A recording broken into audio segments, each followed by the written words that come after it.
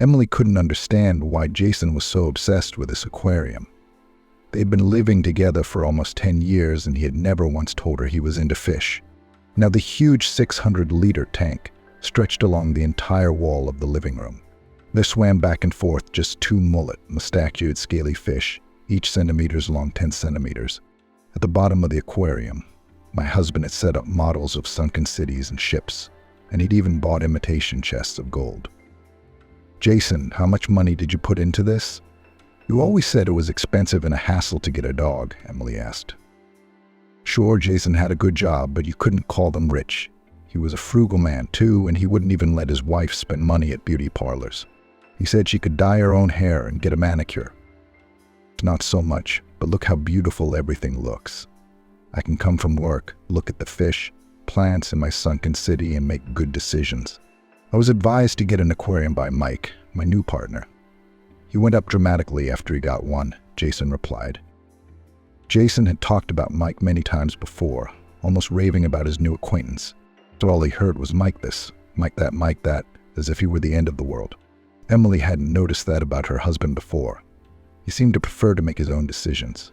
But come on, after all, it's not drinking and partying. It's a harmless hobby.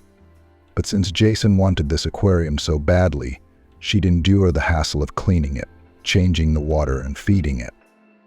"Jason, I don't mind. But why is it so huge?" "The fish in it are quite small." The wife had already made peace. Emily tried to always smooth over conflicts in the family. "You know, arowanas, or dragonfish like space, they can grow very long, more than a meter. And then what to transplant them to another aquarium? No, it's traumatic for them.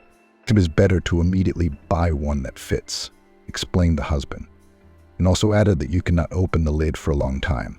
And in general, you should make sure that it is tightly closed. Arowanas like to jump and can die. "Okay, I get it. I'll try to keep them happy," Emily sighed sadly. Her father was a fisherman in the village. It was through him that Emily had met Jason. She was barely 19 then. She was going to study nursing, but her mom got sick. So she never went. She worked part-time in the village as a store clerk. When her mother felt better, that day a handsome, broad-shouldered city man came in. I could tell he was not from around here. No one in the village wore fancy shoes in October. The roads weren't very good, so rubber shoes were the natural choice. And Emily peered curiously into the stranger's green, marsh-colored eyes. They were small and wide-set. The nose was slightly pushed into the face, and the chin was generously outlined. It made the customer look like a superhero from a foreign movie. "Is that you, Emily?" the guy asked with a smile. He looked to be about 25. It was only later that she learned her husband was 12 years older, just looked younger. "Let's say, what do you want?" The stranger broke the unspoken rule of not saying hello. And he was talking a little too brashly, wasn't he? And that was why Emily was wary. "Don't worry. Your father and I met on a fishing trip, and I lost to him. Now I have to buy the groceries on this list." The guy told me his name was Jason. He came from a long way away. Always thought he was a master fisherman. But Emily's father only laughed at the newfangled fishing rod and elaborate bait. So with a homemade rod, he caught much bigger and faster. He must have been very angry with that young imposter who bragged about his skills. "I'm not complaining," Jason replied evasively and calmly paid for the order. The amount was $200. He didn't even bat an eyebrow. Fine, Emily thought.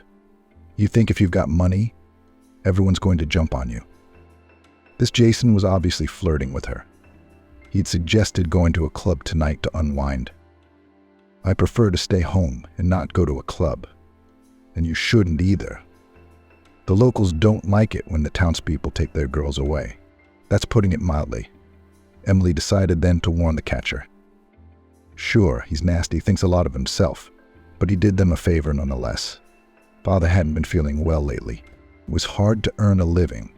Her mother was suffering from memory lapses, and the situation was getting worse. Emily's father didn't ask for the bet. It was a townie who suggested it. He got what he deserved. "I'm not really afraid of fights. I can stand up for myself. But if you don't like going to clubs, you can just go out tomorrow." "Do you have a boyfriend?" I'm sorry to ask, but I need to know what to prepare for, Jason asked. He winked at Emily again. His insistence was disconcerting. She wasn't exactly pretty, not by country standards. The boys weren't like that, and that's why they nicknamed her the bobblehead. And if she had any suitors, others immediately teased her. They said he was breathing in her navel. But it wasn't true. She's not that tall. But the meter 75, not a verdict. Still, when everyone around her was at least 5 to 10 centimeters shorter, it became a real problem. It was only then that she noticed Jason was at least a head taller than her. Is that why she liked him a little bit after all, despite his cocky behavior? Yeah, cocky guy, but charming. He's got a certain confidence about him. When you see him, you want to believe. He will decide everything. All the difficulties in advance will predict. And you'll be like a stone wall behind him, Emily thought. I've only had one suitor, but he's a problem, she said aloud. Emily answered truthfully. Bobby Shockett, a year younger than her, was the son of a local farmer, richer by village standards. He was a red-headed brute, 6 feet tall, and he followed her around like a rabbit. He couldn't get away. My big man, you'll wait for me. I'll be your husband, he shouted to her if anyone laid eyes on her. He beat her mercilessly. Even though he's small, he's mad, red-haired, and evil. In anger, when he was a boy, he said he'd marry her anyway. And no matter how Emily waved him away, Bobby was hooked. Strange that such an attractive girl has only one suitor. I thought I'd have to fight off a whole bunch of them. You look like a model, Jason didn't joke when he saw the tall, statuesque girl with the emerald green eyes and the long, almost black braid. He was stunned. Maybe her lips were a little chubby and her facial features a little large. But what a queen. Everything is with her, and her stature and her speech was measured with a sense of dignity. He'd never seen anyone like her before. You must be joking. You know, I've already seen some of those visiting chasers who think that only fools live in the village. Believe me, it's not. There's nothing wrong with our brains, Emily told him reproachfully. She was talking to him like a human being, and he'd fallen for cheap compliments. He'd found an ethereal beauty. Emily had been young then, and she'd never imagined that her looks could impress anyone but a stubborn, spoiled farmer's son. And yet Jason, to her surprise, found 1,001 reasons to come to the village, whether it was to go fishing with his friends, or to say he'd come for mushrooms. Bobby hated him and beat him behind the barn. Jason somehow managed to win, but Bobby didn't give up. Jason didn't give up. He befriended Emily's father, and for 2 years he visited them on various occasions. Emily, what do you think of Jason? Do you like him? The father noticed that his daughter only pretended to be annoyed by the pushy townsman, but she was happy. When he arrives, her cheeks are rosy, and she's all dreamy about something. I don't know, she really didn't know how to tell her father then, that the townsman was too secretive. Nothing is known about his family, allegedly from an orphanage, he said at first. And when he said he was hired by an old friend of his father's. Before that, he said he didn't know his parents or their acquaintances. He seemed to be a nobody. And at such a young age, to have an apartment in the city, and a 3-bedroom. That's where Jason had called Emily, letting her parents come with her. I mean, you can't leave them. They gave birth to you late. They're in poor health, but you can't leave them in the country, and it was true. Emily's father and mother had no idea that they would have children, and only when the mother was 40, the father 45, learned the happy news. Parents were crazy about their daughter, nurtured and cherished. She literally bathed in their love. Except that 2 years ago, her mother did not recognize her for the first time. Since then, the father began to give up, and the back seized, and his legs failed. Tried to hide it all. He said it healed like a dog. Only Emily could see that even just getting out of bed was difficult for a muscle bear. And then, when she was in this desperate situation, Jason just dropped out of the sky like a prince. He seems decent, offers to sign tomorrow, picks her up with her parents at the very moment when there's nowhere else to wait for help. And she likes him. Maybe not in love yet, but is liking someone so much a bad start to a relationship. Jason can make her laugh, gives her gifts, compliments her. He works. No bad habits, doesn't drink. He's even taller than Emily. Sounds like the whole package. But what else is there to look for? But still, There was something faintly murky about him. She couldn't quite put her finger on it. Maybe Jason was right. Maybe men are just different. Then how could Emily's father understand him? He was all there, honest, open, loving. This one was always avoiding direct questions, and there were inconsistencies in his stories about family and work. It was unsettling, but the girl didn't know if she should share it with her father. She's all grown up. She was given a chance by fate to help her family, to thank her parents for raising her and loving her endlessly. It's a sin not to take it. "Daughter, I want to tell you something," the father began.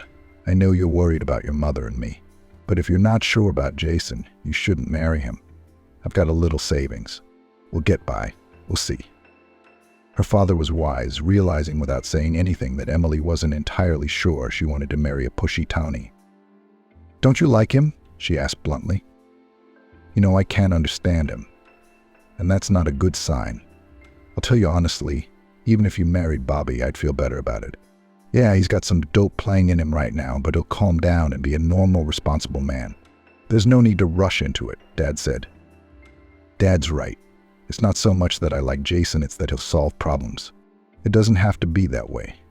When he gets here, I'll tell him not to come over anymore," Emily thought to herself.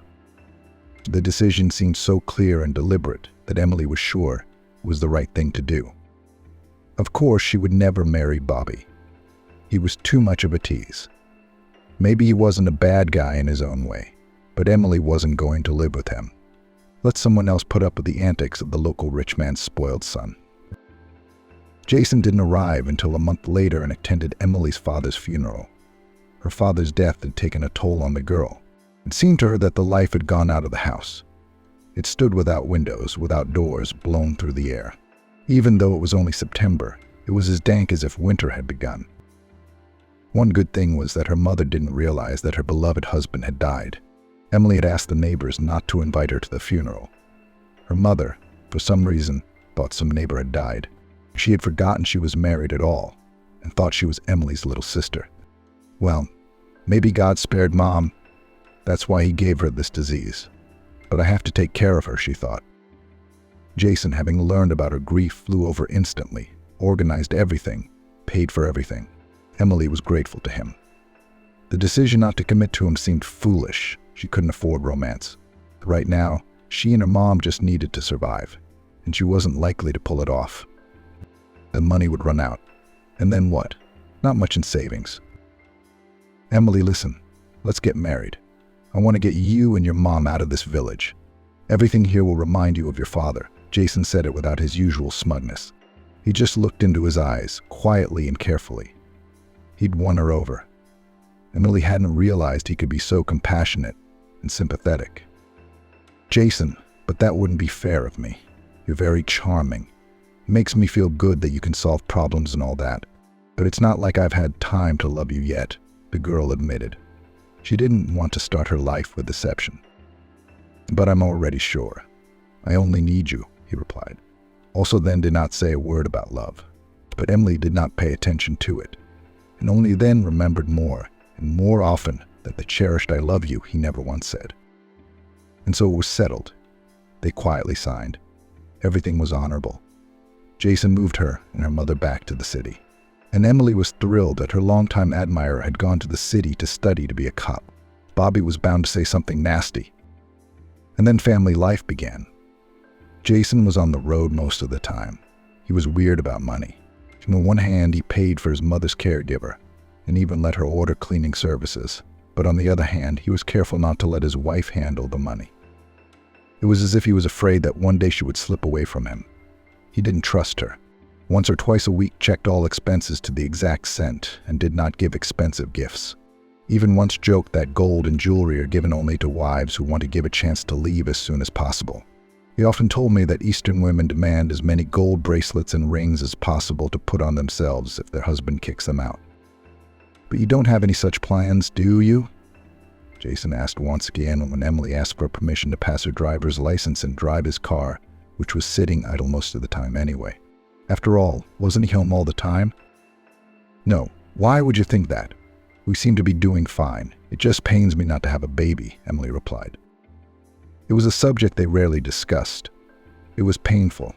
They lived and lived, Emily cooked, did the laundry, studied to be a nurse, and convinced her husband that everything was just like people. Even sewed her own clothes. Jason approved of any form of thrift and economy. But there were no real heart-to-heart conversations with her husband. He was growing more and more distant. More and more he said that talking to his wife was a waste of time. Emily thought that having a baby would bring them closer together. She suggested to Jason that if God didn't give her own yet, she could adopt or foster. But the spouse was very angry in response. "Emily, I understand you're afraid of going crazy from idleness. Why don't you think of some feminine hobby? Or is taking care of your sick mother and me not enough for you?" he asked irritably. "Jason, we have a house full of people. Why can't we give happiness to some poor little kid?" she cried then too. Actually, she was painfully lonely too. Her mom remembered her in rare moments of clarity, but she forgot. Jason was home 2 days a week at the most, usually less. And then he'd come home late at night and go straight to bed. He was always busy, and she felt like a waste of space in their nice apartment. If there was a child in the house, everything would change. "Emily, I'm sure you'll excuse me, but I'm not a blank slate in our house. Have you gotten a checkup?" her husband asked sternly, and she immediately felt guilty, already regretting having started this conversation. "Yes, I'm fine. The doctor said it would be a good idea for you to see him." Emily had told her husband about it before, but he kept dragging it out.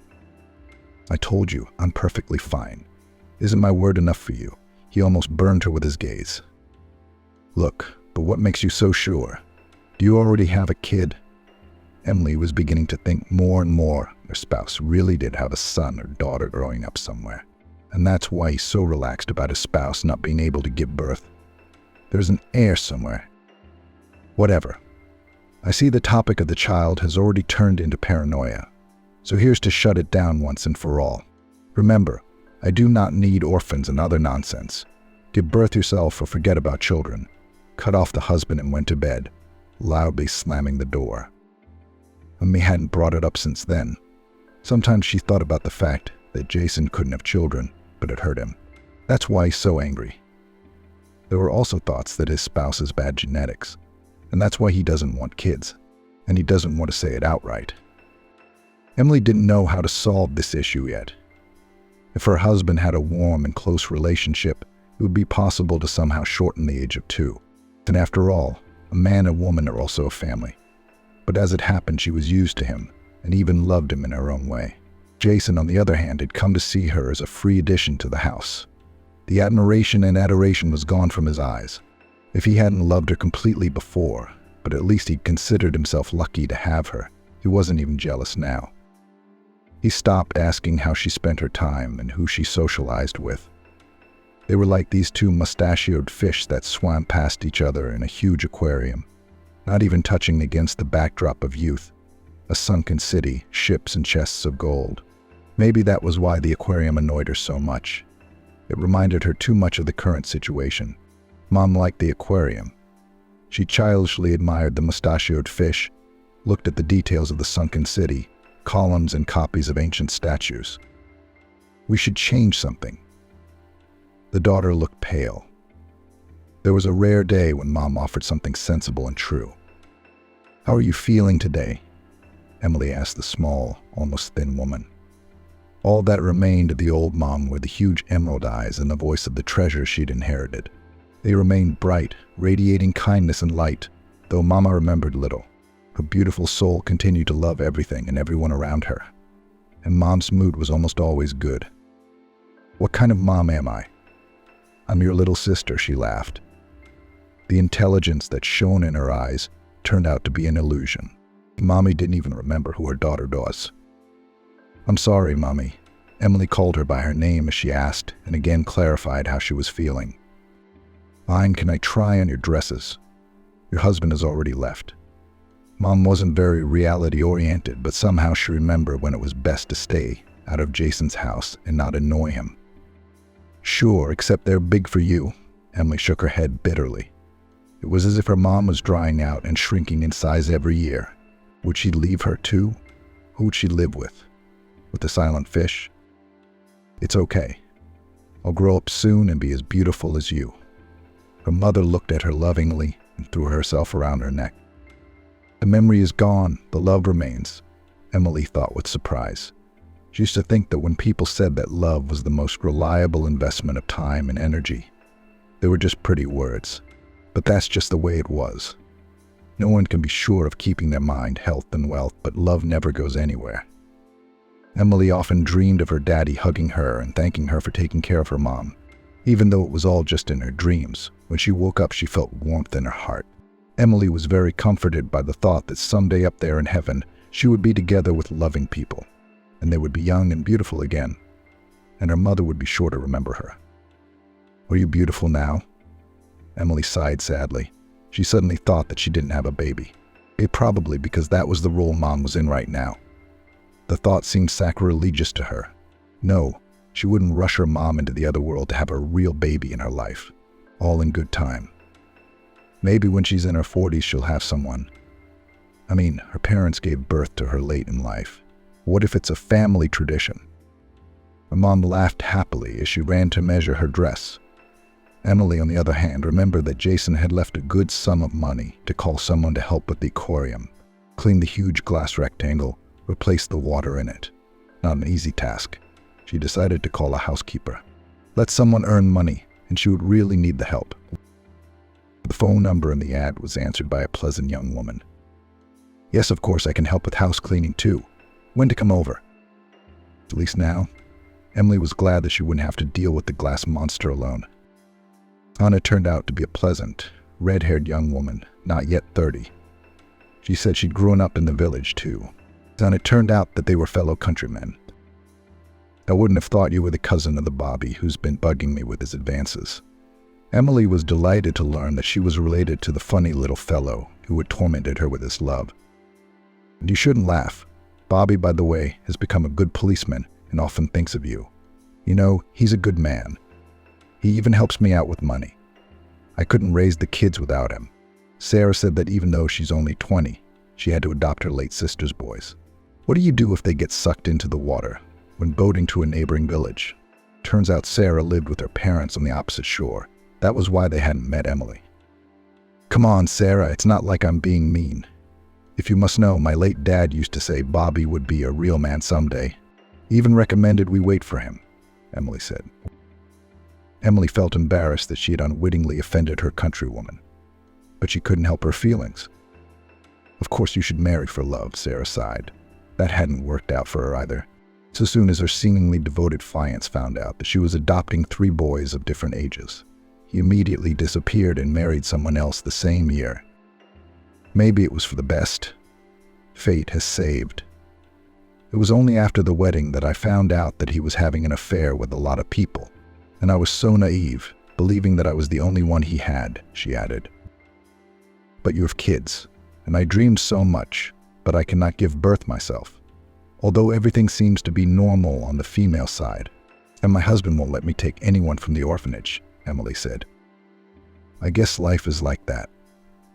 "There's always something missing," Sarah said philosophically, and they started tinkering with the aquarium. "Wow, it's so dirty, it's like it's been a year since anyone changed the water," Emily marveled. Sarah told her that she helps maintain a few aquariums at restaurants. It was in a way one of her specialties. You couldn't make much money cleaning, so she decided to learn all about aquariums. It paid well, and the hours are shorter, and she had a unique skill. "Yeah, my husband only recently acquired it, I think." "Maybe he just overdid it with the decorations and plants?" Emily asked. "Well, unless he's constantly moving them around, there could be sediment rising from the bottom," shrugged Sarah. "That's the way it is. You see, those chests are constantly moving." I even laughed at him, like, "Isn't there real treasure in there?" Emily said. Emily picked up one of the chests from the bottom of the empty tank. The fish had been placed in a small container for now, so she decided to give everything a good rinse straight from the tap. Maybe they weren't varnished. "That's what makes the water cloudy then," Sarah suggested. She took one of the chests from Emily's hands and wanted to help rinse it properly. But as she rubbed it with one brush, it suddenly opened and something wrapped in foil fell out onto the table. "What is it?" Emily took a pair of scissors and carefully cut away the duct tape that wrapped the roll up. It turned out there were several layers wrapped at once. In front of her were clear, faceted stones. "Are they diamonds?" Sarah exhaled. "Wait a minute. There's a jewelry store nearby. You can find out for sure. Would you like me to show you one?" Emily was dumbfounded and nodded silently. And only when Sarah had already left, she thought that if they were really diamonds, it was unlikely that her assistant would return. She told herself there wasn't enough money for the kids all the time. "I'm stupid. So what am I going to do now? How do I explain to my husband that one of the stones is missing?" were Emily's first thoughts. But then they were replaced by even more disturbing ones. Emily suddenly realized that Jason probably hadn't moved the chests at all. He'd swapped them for other chests. That was clever. They look like aquarium mollages. There's fake jewelry on top under the open lid, but the real thing's inside. Is that why Jason had forbidden her to help clean his stuff lately when the aquarium came up? She'd even sometimes thought he was hiding a gift for his mistress. But it was much worse than that. It turns out that her husband probably worked as a courier and transported these diamonds to some customers. That's why he flies from one country to another so often. And since he had to hide it all, it was obviously something illegal. And Emily clutched her head and flopped down on the couch, groaning. That was when the doorbell rang. Oh, good thing they opened it. I was wishing I'd gone back for the phone. I've been ringing the doorbell for about 20 minutes. I was afraid something had happened to you, Jason said. Sarah reported on the trip to the jewelry store, saying that they were indeed diamonds, and very clear ones at that. The jeweler persistently asked where she'd gotten them. Tried to write down the address. Acted suspicious. Where would such a poorly dressed woman get a stone worth as much as an apartment? How did you manage to keep your composure, not to be confused? I don't know how I would have behaved, Emily wondered. Sarah didn't bother to say how embarrassed she was that she suspected her countrywoman of not returning and keeping the jewel for herself, and I just said I was working as a maid for rich owners. They are leaving their husbands, so they want to sell it. And while the jeweler was thinking, I left, Sarah explained, and her cheeks burned with joy that she had not let her countrywoman down. Thank you. It's a good thing you don't live in our neighborhood. You know, I didn't know anything about the jewelry myself. It's so scary that my husband might be doing something illegal. I'm going to try to look into it. And please don't tell anyone, especially not Bobby.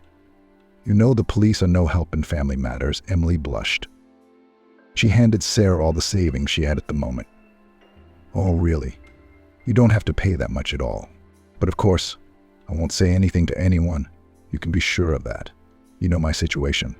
I have 3 little ones on my hands, money's tight. And I don't want to let you down.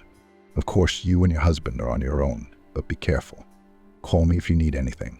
If not, I'll never bother you myself, Sarah replied. She helped to pack the diamonds back. Together they made sure that every chest at the bottom opened to reveal real treasures. Then they poured clean water into the aquarium and started the treasure guardians, as it turned out, the real ones.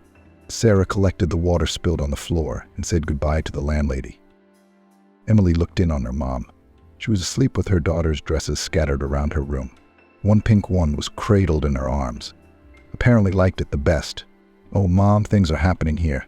"I don't know what to do," Emily whispered. Her mother, of course, wouldn't have been able to advise her, even if she hadn't been asleep. But Emily was still relieved that Mommy was alive and loved her. She rolled over onto her other side and continued to sleep serenely. Emily was alone with her heavy thoughts. Jason was due back in a couple days. She didn't have much time to drop everything and run away. Where to? To the old country house with a sick mom? Rent an apartment while Jason was gone? Go to the police. But first of all, there's no money for that. And she wouldn't risk selling the diamonds. Secondly, there was still some chance that Jason was a decent man. Maybe a friend asked him to keep the diamonds. What if they were family heirlooms that for some reason were dangerous to keep at home? She'd heard her husband on the phone with someone he knew recently. Bailiffs were supposed to come to the house because the company went bankrupt.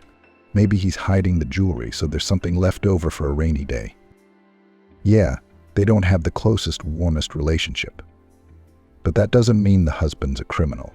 There are emotionally cold people who are hard to relate to. After all, they would have lived together for so many years, and for all that time her husband has not done anything bad to her. Why would she think that about him right away? We should give it a chance to clear things up. It was too hard to leave right away. It was easier to convince herself that it wasn't really that bad. The next day in the evening, her husband called. "Hi, I'll be back early tomorrow morning. I won't be alone." "Why didn't you say earlier?" "I won't have time to cook anything for company, will I?" said Emily, upset. "Oh, don't worry about it. This isn't some business team. We're all family people, friends. So they're just spending the night at my place in a homey way, you know.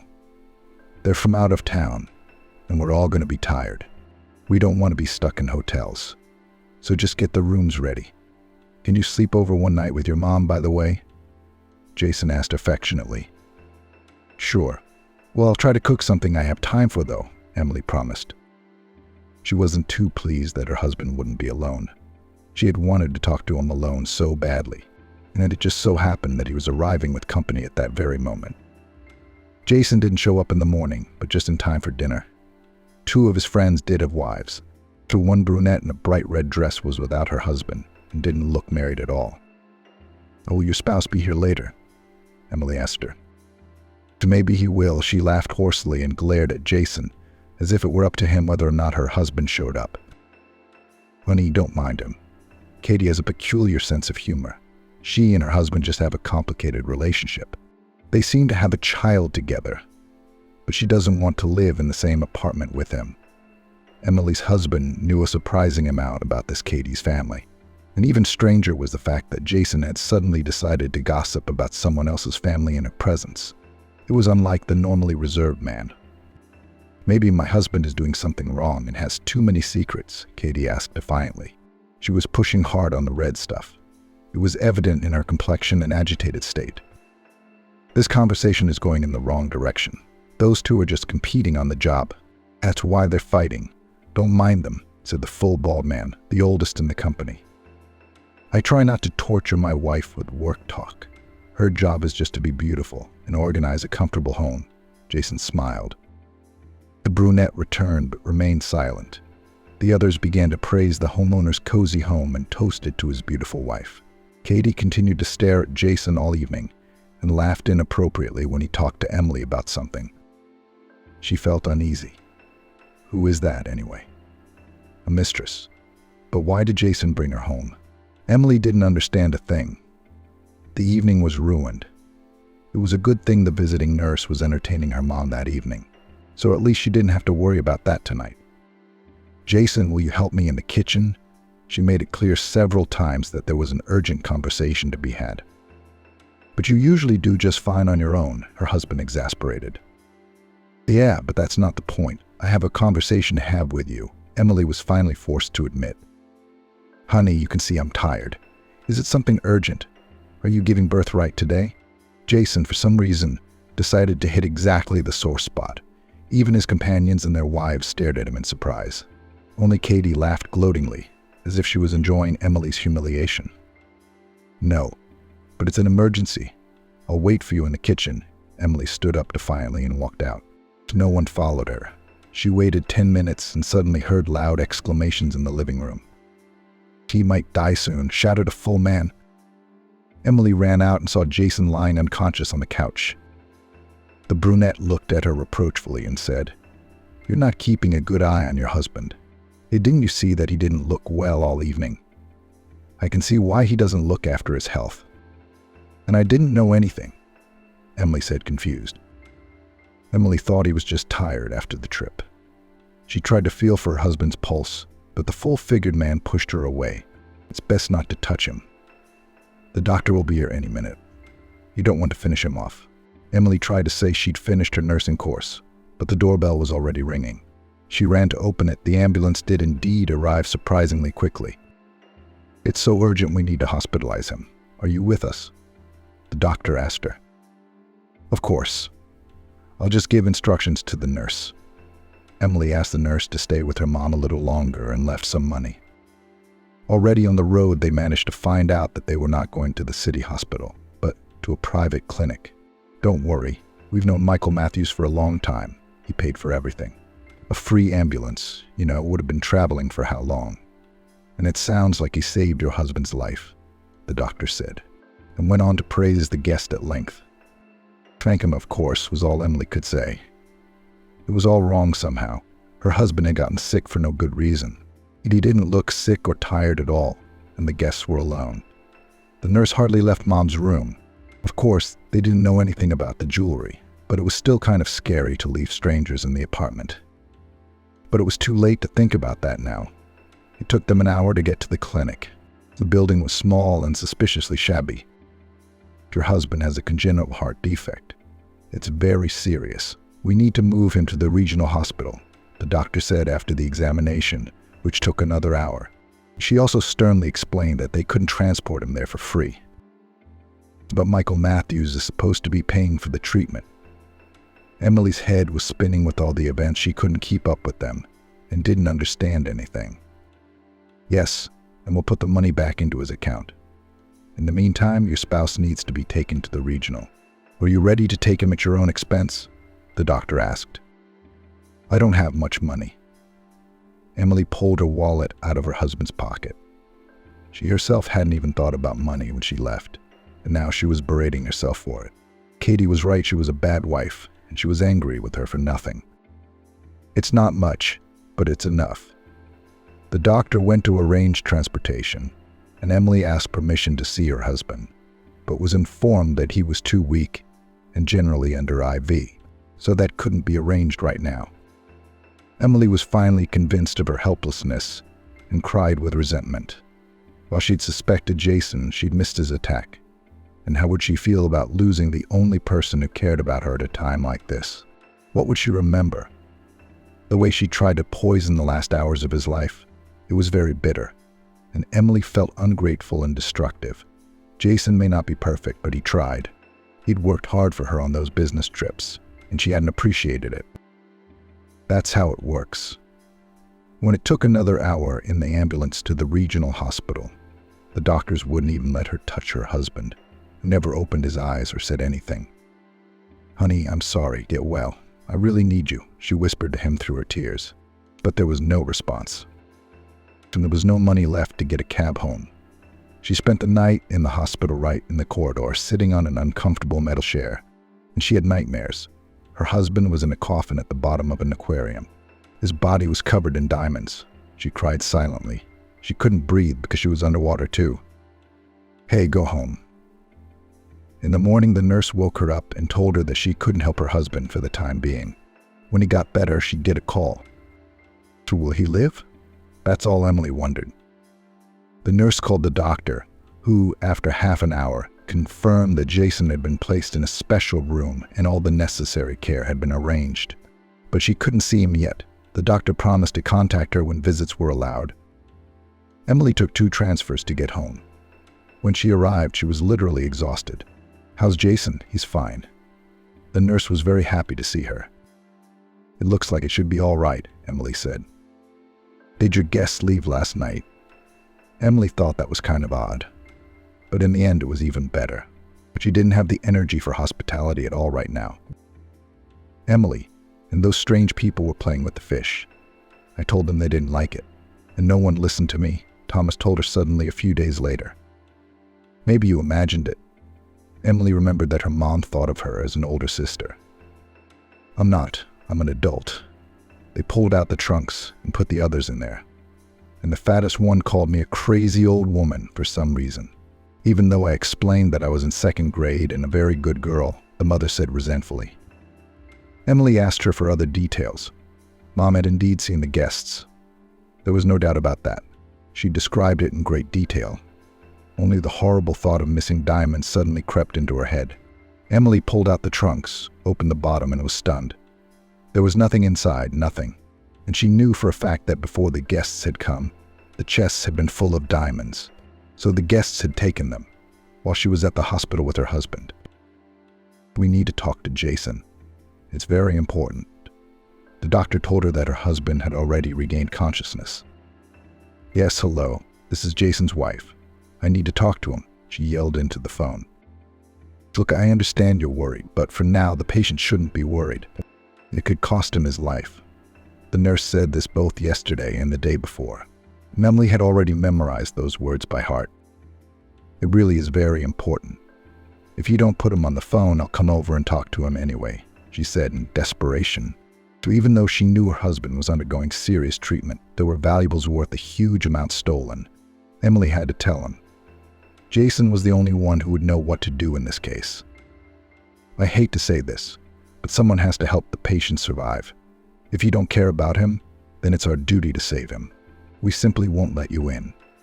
Even if you come, the nurse said sternly and explained that for now, doctors were still fighting for Jason's life.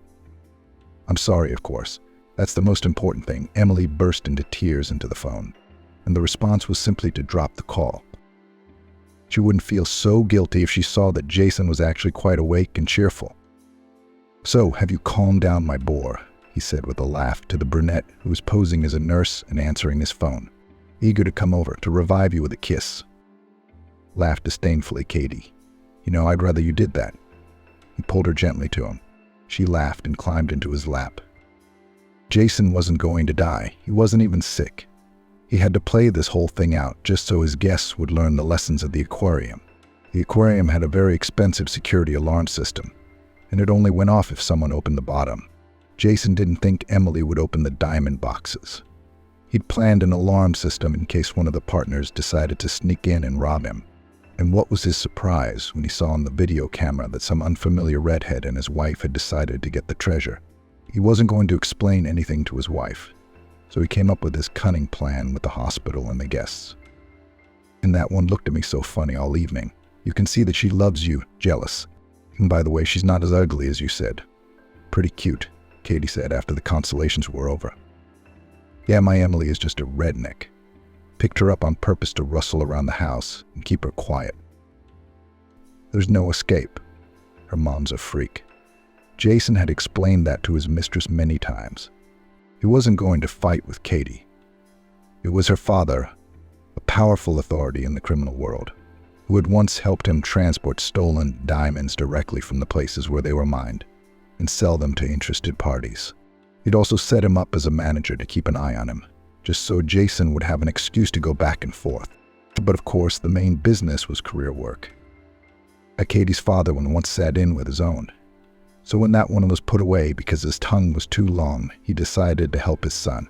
So he got him a cushy job after the orphanage, organized an apartment, recommended he get himself a wife to keep an eye out for, a simple one who minded her own business. Jason did just that, but he loved Emily in his own way. He couldn't even believe at first that he'd gotten such a rare beauty, the kind he'd never dreamed of. Of course, it wasn't that Jason would give his life for Emily. Rather, she was a tidbit that had just happened to fall into his lap. So only a fool would give up a faithful, decent, good-looking wife. But he wasn't going to say any of that. She kept him not only a profitable father, but also the son Ryan she'd borne him. The boy was already 4 years old. Criminal grandfather allowed to see him, but immediately warned that Ryan, with his father for the time being, will not live. "Consider my grandson a pledge of our long-term partnership," Nick Edwards grinned. Every time Jason started a conversation that he was ready to adopt the boy and even go to Katie for good, his mistress looked at ease at the fact that she hardly ever saw her own child. Katie loved the fun life. Jason suspected she wasn't the only one with him. But in the end, who cared if he were too picky? He'd be thrown out of the family or finished off like his dad. Jason knew nothing about his mother, except that she'd given birth to him in prison and had given up all her rights. So when he was a kid, there was a lot of drinking and partying in the house. Eventually, his father put him in an orphanage and drank his way through the apartment, and then he died. Jason wasn't going to go down the same path. He wanted to find stability and become like Nick Edwards and live a life of peace and quiet. It's okay. He could put up with his son's powerful grandfather, but he wouldn't last forever. And if Jason does well, Nick Edwards will hand him the reins. That's when it could get really big. And if he wasn't going to leave Emily, she suited him just fine. She was a worthy piece in his collection. But if only she didn't piss him off with her fondness for the kids and didn't meddle where he didn't want her to. Jason was discreetly putting his wife on birth control, so he wasn't afraid they'd have someone. He didn't need too much in common with Emily. What if Katie demanded to leave her after all? And Jason didn't want his child growing up out there somewhere without him. Besides, he already had one. Emily was more compliant, with no kids. forced to tiptoe only in front of him. Jason was possessive and wouldn't share his wife with anyone else. Katie was different. He didn't consider her his woman. She was just a bridge to her daddy, to his son, and to his wealth. He'd get rid of her someday. Except he'd have to wait for Nick Edwards to die first. At times, Jason even had thoughts that someday, when he'd solidified his position, that death might even somehow be hastened. But for now, it was too soon. In the meantime, while he was daydreaming about the power and wealth that would someday be his alone, they hadn't gotten a call from the aquarium owners in a couple weeks and had to make do with the usual cleaning. The rich were not very generous and extremely picky. Today, Sarah had gotten a whole rant because of a small speck of dust on the baseboard. The landlady had only paid her half the amount. Oh my God. She just has no idea what it's like for me with 3 little ones, 2-year-old Matt, his twin brother Sam, and 4-year-old Kevin. That's actually the reason Sarah got a common-law husband 6 months ago. But this Victor didn't help with the kids. Then he drank all the money while he was only good for one thing. Victor inherited an apartment from his late mother. That's where Sarah and the kids lived. What was he like? He wasn't mean, he wasn't evil, but he was absolutely useless. What was there to do? Her cousin offered to go back to the village, but she'd earn even less there. And here was a chance to cure Victor of his bad habit. To marry and raise children at home. There was nothing like that for them.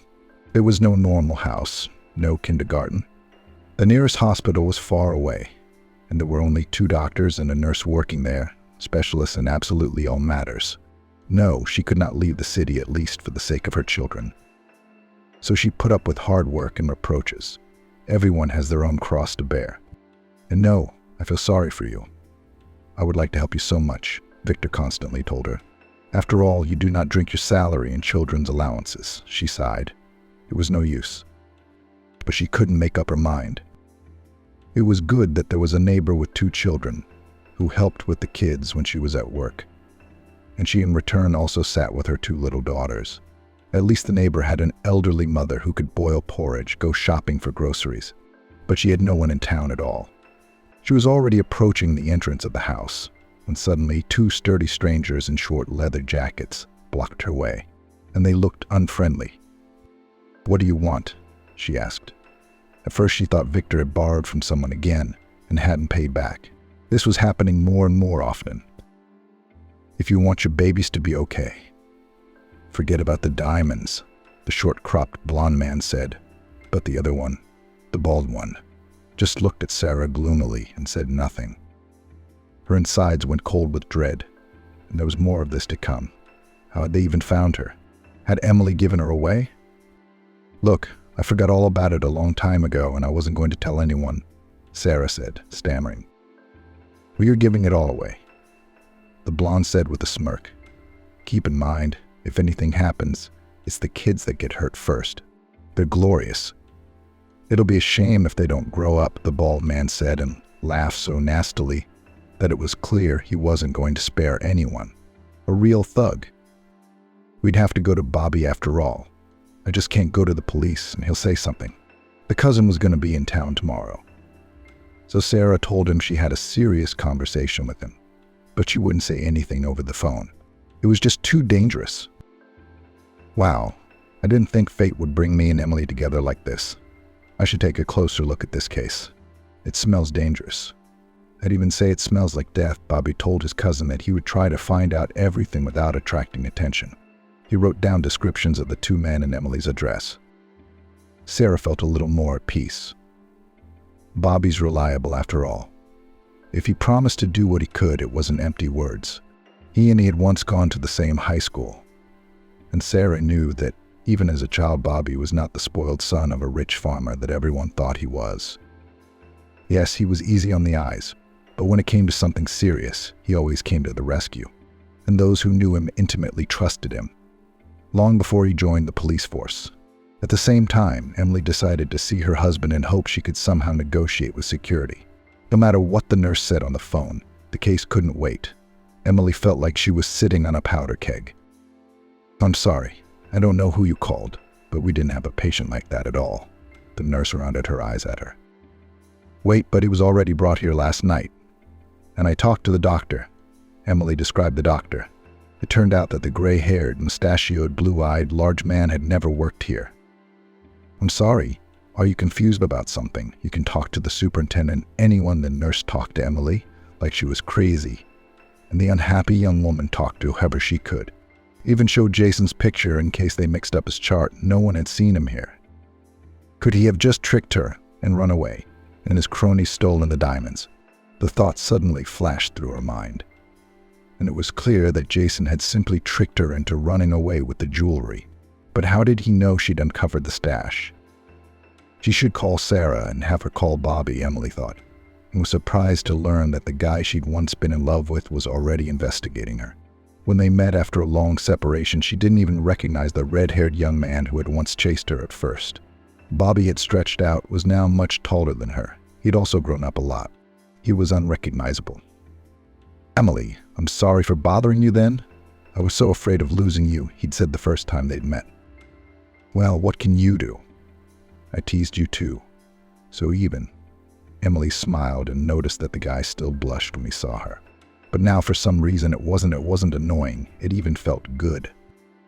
For about a week, Bobby told her that he'd gotten a lead on a group that was smuggling illegal contraband. Then all of a sudden he stopped contacting them, just disappeared. Sarah, we need to get the word out. Bobby's in danger, involving the police already officially, and it needs to be reported that he was investigating, Emily said. But the kids could get hurt. I told you I've been threatened. Sarah was distraught. She felt sorry for her cousin, but also worried endlessly about the fate of the babies. Understand, you can't drag this out. My husband has run away. He clearly had something to do with it. And who's behind Jason? It's scary to think about. You know how much each diamond is worth. Emily persuaded her to act. What they didn't know was that Jason was already wanted without them. And what happened was this. Nick Edwards had been talking to Katie in the car and didn't know that Jason, who wanted to get to know his relatives better, had deliberately bugged it. At that point, he hadn't decided whether or not to finally leave Emily. And the conversation he overheard made him very uncomfortable. Katie stopped seeing the guy for a while. Jason is far from stupid. He can see that his so-called son is very unlike him, Nick Edwards said. Dad, come on. Jason is a self-righteous turkey, can't see further than his nose. He's sure the world revolves around him, and there's nothing he wouldn't guess, Katie objected. I wouldn't underestimate him. Yes, he's obsessed with you, but he's not that stupid. And if he finds out he doesn't have a son, he might let himself off the hook, steal the jewelry, and then look for the wind in the field. But that's not even the point. It's that we have to find him and put him away so I don't have to worry. Do we need all this trouble? Nick Edwards asked. All right, I won't hang out with the guy just yet, although it's not much fun. Jason is such an arrogant bore. But money is more important, and so is my daddy's peace of mind about Katie. That's how they decided to make a fool out of me. But no, Jason didn't wait. He was gone the same day with everything. Fake passports, just in case, and hiding places he'd prepared long before. Like they say, you get what you get what you get. Nick Edwards had taught him to always be ready to make a move. Jason's first thought was of Emily's father's fishing cabin. The cabin was in the woods near a small lake. No one would be looking for him there for sure. And that's where he kept Bobby, but he was in the basement. And even Nick Edwards didn't know where he was. Jason said he just took out the cop. That's what he was going to do. But now it was taking a different turn. We could frame Nick Edwards and plant the body on him, his daughter. And that would be a surprise. All right, I'm in the city for now, and I'll get there in a couple days, Jason thought. He shouldn't have revealed himself right away. Surely everyone would be looking for him. True, he wasn't going to travel the roads by car. He could get there much safer by bicycle, through the woods and fields. And in the meantime, Bobby was in the basement. He also didn't remember anything. There was a dry crust of bread and some water nearby, and his hands and feet were tied. But still the food and water could be reached. He drank like a beast with his lips, and bit greedily into the dry bread. His head was splitting. Help, he had shouted many times before, but heard only the cries of forest birds in response. He had no memory of how he had gotten here or his enemy was. There were only 2 women in front of him, one redhead with babies. the other green-eyed with long, dark hair. Bobby remembered that he had to save them, but how? From whom? And at the same time, he knew he couldn't wait, and that was very important. If Bobby had known that death would catch up with him in a couple of days, he would have thought faster, but he'd forgotten everything. The wounds were taking all his strength. He even thought he should stop trying to untie the ropes and just die quietly. He was so weak, it was the easiest and best thing to do now. That very night, when Bobby had already resigned himself to the fact that he'd stopped struggling, Emily woke up in a sweat from her own screaming. She saw her daddy's lake house that he had once built himself to go fishing. There were good spots nearby, and sometimes he even took his daughter with him. There was Bobby in the basement for some reason. In the dream, he was young again, almost a child, and he was calling out to her for help. His head was covered in blood, and on a bicycle, Death rode up to the house with a scythe. It grinned ominously, and Death looked like Jason for some reason. And Emily thought the dream looked like a dream, so she called a nurse for her mom right at night. Then she booked a cab with the last of her savings and went to her late father's house. "Mom, how did you know that?" "Daughter, you're to Daddy right." And Emily looked at her in surprise, but there was no time to question. It was the only time Mom finally remembered that Emily was her daughter, and there was no time to talk. How hurtful is that? She arrived at her dad's cabin in the morning, asked the cabbie to wait. Somehow she had no doubt when she lifted the manhole cover that Bobby would be there, and I hoped he was alive. "Who are you?" "You're the one I have to save," Bobby mumbled in his delirium. He couldn't remember who was in front of him, but he knew for sure that he had been in love with this woman for a long time, and he had to help her. "It's me, Emily. Come on, we have to get out before it's too late." And Emily cut his restraints, treated his wounds with the supplies she'd brought with her, threw her dad's raincoat over Bobby so the cab driver wouldn't notice the wounds, and drove him to her house. It was Jason's house, but he wouldn't go there now. So it was safe for now. A couple days later, Bobby's memory came back. "Emily, you need to testify right away," he said. That's before you know it. She was so scared for him. Suddenly she realized Dad was right. We should have waited for Bobby. Now he was no longer seen as an annoying young man, but as a man who would do anything for her. And back in her delirium, while she'd been courting him, he kept saying he loved her. And for some reason that memory was warming now. "Look, I remember everything I need to. The longer we drag this out, the more dangerous it is for you, for Sarah," Bobby insisted. He immediately provided the information that had both Katie and her father in custody. Details came out that clarified why no one had seen Jason at the hospital. Turns out he was brought to the off wing, and there were fake people on duty there. And there was no paid hospital where Emily had gone. There was only a sanatorium, which was closed for repairs. However, one wing was really disguised as a clinic. It all turned out to be a sham, and so had Lucy. "I'm afraid we're not going to find Jason anytime soon," Bobby said. Emily told him a prophetic dream, and the fishing cabin did indeed show signs of her husband's presence. But that was the end of it. "I'm divorcing him anyway," Emily decided. She wasn't going to stay in a bond with a man who constantly cheated on her. She wanted to get a job and rent some place to live. Bobby, on the other hand, offered to stay with him for the time being. "But the situation will be ambiguous. I heard your confession," Emily said. "Crippled you," Bobby sighed. Emily decided to see if Bobby still loved her, and for some reason she wanted to believe that he did. "I wasn't going to deny it. Yes, I did and I do, but you can't make nice by force. Live as long as you need to. I'm not calling anyone to my house. You and Sarah seem to have become friends." Bobby revealed his plans. "Well, maybe the situation is ambiguous because I like you too," Emily said cautiously. After she had saved Bobby, it had become clear to her that life was fragile and fleeting, and everything important had to be said as quickly as possible. She'd already wasted almost 10 years of her life on Jason, and this is where it all led. "Emily, look, I proposed to you a long time ago. Do you think this is how we should get married?" Bobby said in response. Timmy blushed a deep red. Then he stopped talking and couldn't get over it. But a couple months after Emily and her mom moved out and Sarah and the 3 boys showed up at the cop's apartment, Bobby calmed down and even started purring songs under his breath. From that moment on, it was clear to him why he hadn't died in that basement. Now there was clearly someone to live for. No, you don't look so good. We should call an ambulance. Your cough isn't good," Emily told Sarah another month later, and she wouldn't stop coughing. "I have chronic bronchitis. It's nothing, just a seasonal exacerbation," Sarah brushed it off. When Emily insisted and called an ambulance, the doctor immediately took Sarah to the hospital. A week later, she was gone. It was like a thunderclap. "What did you want?" "The case is very neglected. She worked for years, carried the disease on her feet." The doctor waved his hands. Emily couldn't do anything to help, but she could take care of the babies. Bobby was only too happy for them to get married and adopt the boys. Of course, he blamed himself for not convincing Sarah to move in with him sooner, but she was so stubborn. She kept hoping her common-law husband would wise up, and he didn't even show up for the funeral. Bobby tried to tell him about his sister's death. That's how he found out that he didn't grieve after he left, and immediately got a new lady. His heart didn't stop Ryan from drinking, so he was quite happy, although for the sake of appearances he offered to raise a glass for the repose of his soul.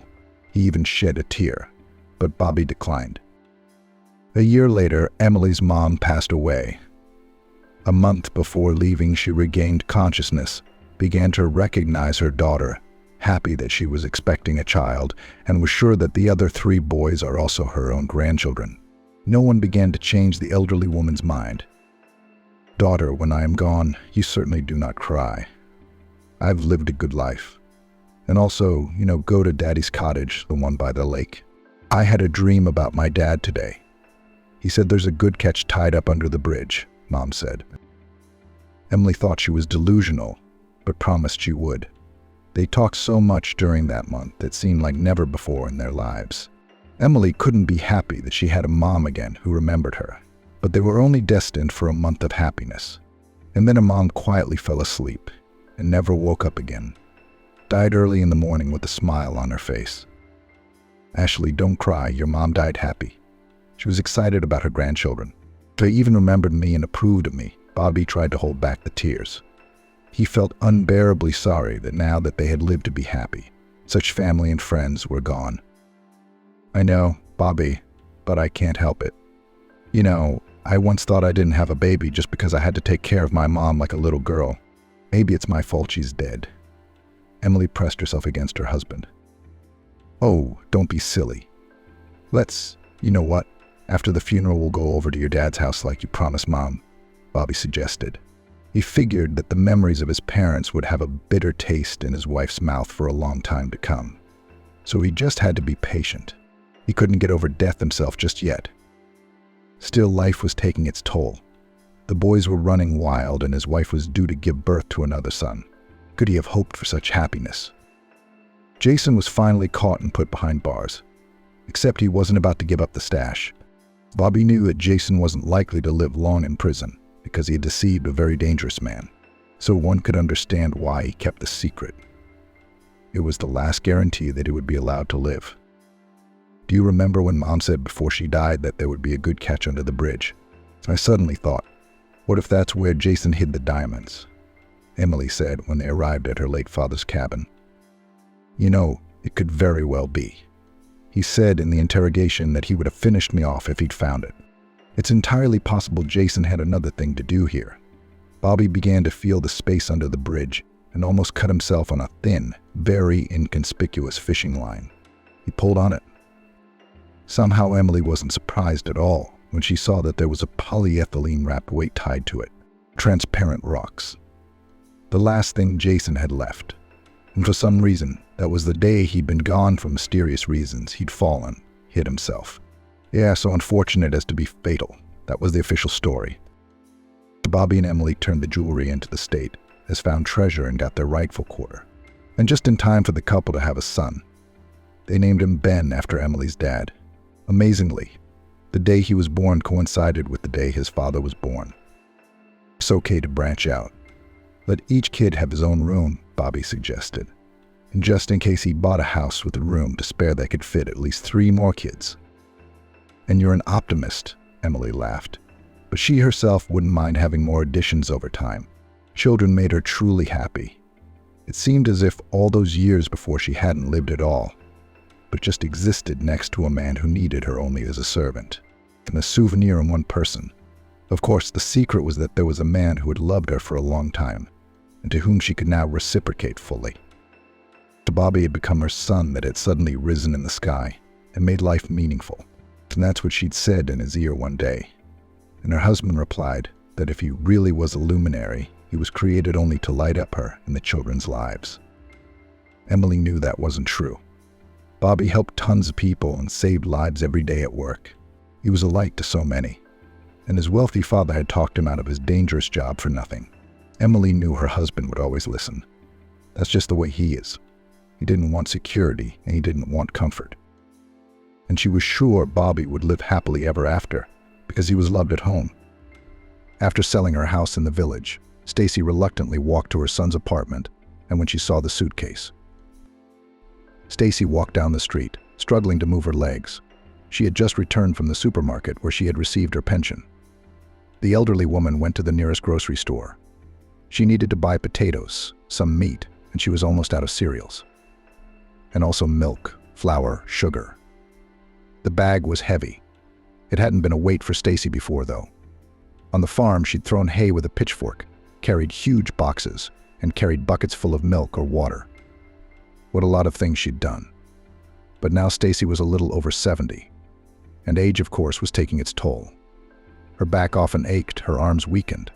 She dragged the bag from the supermarket with great difficulty, slowly stopping every now and then to catch her breath. A couple of times she was offered help by passers-by and two teenagers with school backpacks on their shoulders. A middle-aged woman and a tall young guy also offered help, but Stacy refused with a smile. She was in no hurry to get anywhere.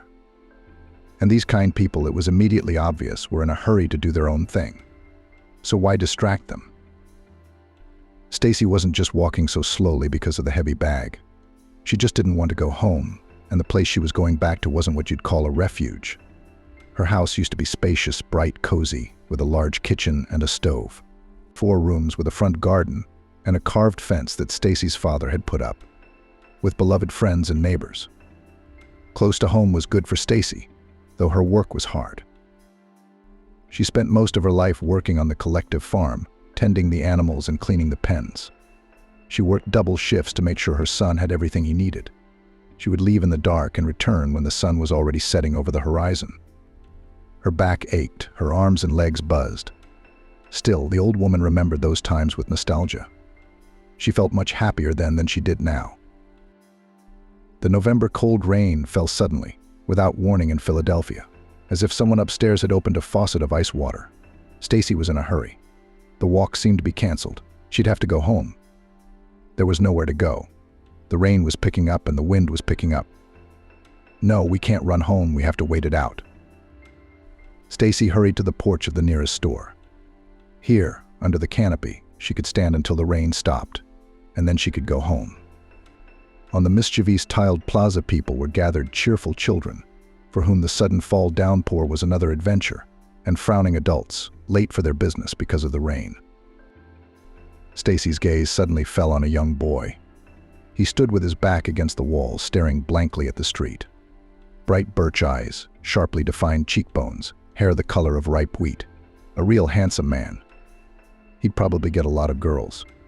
He looked just like Jacob, a guy Stacy had only known for 2 days in her life. That had been almost 40 years ago. And yet the older woman remembered every feature of the man's face, his scent, and the words he'd said to her. Jacob, if he was still alive, had long since forgotten his casual acquaintance. How many of those had he had? Young girls are attracted to good looks. Jacob has no idea that he has played such a role in the life of one of his many admirers. The key guy, the one Stacy was secretly watching, pulled his cell phone out of his pocket and stared at the screen, occasionally running his finger over the display. Whether he was watching a video or reading something. Young people are so dependent on these gadgets these days. Whether that was good or bad, Stacy didn't know. Her youth was very different. Stacy was born into a family of a tractor driver and a milkmaid. When she was only 2 years old, she became the oldest child. Her parents had another daughter named Vivi. The family lived poorly but decently. They did not starve, did not go in old clothes, and did not go to resorts. They did not buy fur coats and luxury cars. Their parents worked hard, so Stacy and Vivi learned early to help around the house. Stacy, observing modern children whom she thought were overprotective of their parents, marveled. She and her sister, at 7 or 8 years old, could already mop the floors, cook lunch and dinner. Moreover, the girls cleaned the yard, took care of the livestock, did their own homework and laundry without reminders. And after all, they did not have modern technical wonders that make life much easier: washing machines, dishwashers, and so on. The girls still had a lot of free time. Having coped with the lessons and finished their homework, the sisters with a clear conscience went to the street to their friends. All their peers lived the same way. They had time to do housework and at school and play with their classmates. Stacy and Vivi were always very friendly, supporting each other. Stacy has the fondest memories of her childhood. Then everything was simple, clear and easy. The future was seen in bright colors. Stacy didn't do well in school. Unlike her little sister, Vivi was a quick learner. Complex formulas were no problem for her. The complex rules of the Russian language seemed to fall into place in her younger sister's head. For Stacy, however, science remained incomprehensible throughout her schooling. She seemed to be trying to learn literacy. She always did her homework. She was not lazy. She did not slack off. But apparently the ability was not given. Vivi understood everything effortlessly. She just had a clear head. Parents were proud of their youngest daughter. Maybe someone from the family will get a higher education, dreamed the mother to get into the people. Daughter, reasoned the father, you have a head on your shoulders. It's foolish to miss such a chance. You do your best, and we'll help you. Stacy was proud of her sister too, but it hurt her to hear her parents say that. It turned out that her parents really hoped more for Vivi and expected her to succeed in her studies and career. They didn't count on Stacy for that. Vivi tried hard, studied hard, and never bullied her sister. On the contrary, she helped Stacy with her lessons. When Stacy was faced with assignments that were difficult for her, the sisters grew up. Stacy went to study in the city, went to college, choosing a specialty of sewing technologist. The girl has always had an aptitude for needlework. She realized that she would become a good tailor. Wright approved the choice of the eldest daughter's father. The specialty is wonderful. You will not be left without a piece of bread. You have golden hands. Agreed the mother. Bon voyage. After her studies, Stacy decided to stay in the city. She got a job in an atelier, rented an apartment nearby, started taking part-time jobs, and soon Stacy was supporting herself. The atelier paid a small salary, but the part-time jobs helped to make a dress, a coat, a tablecloth, or something else.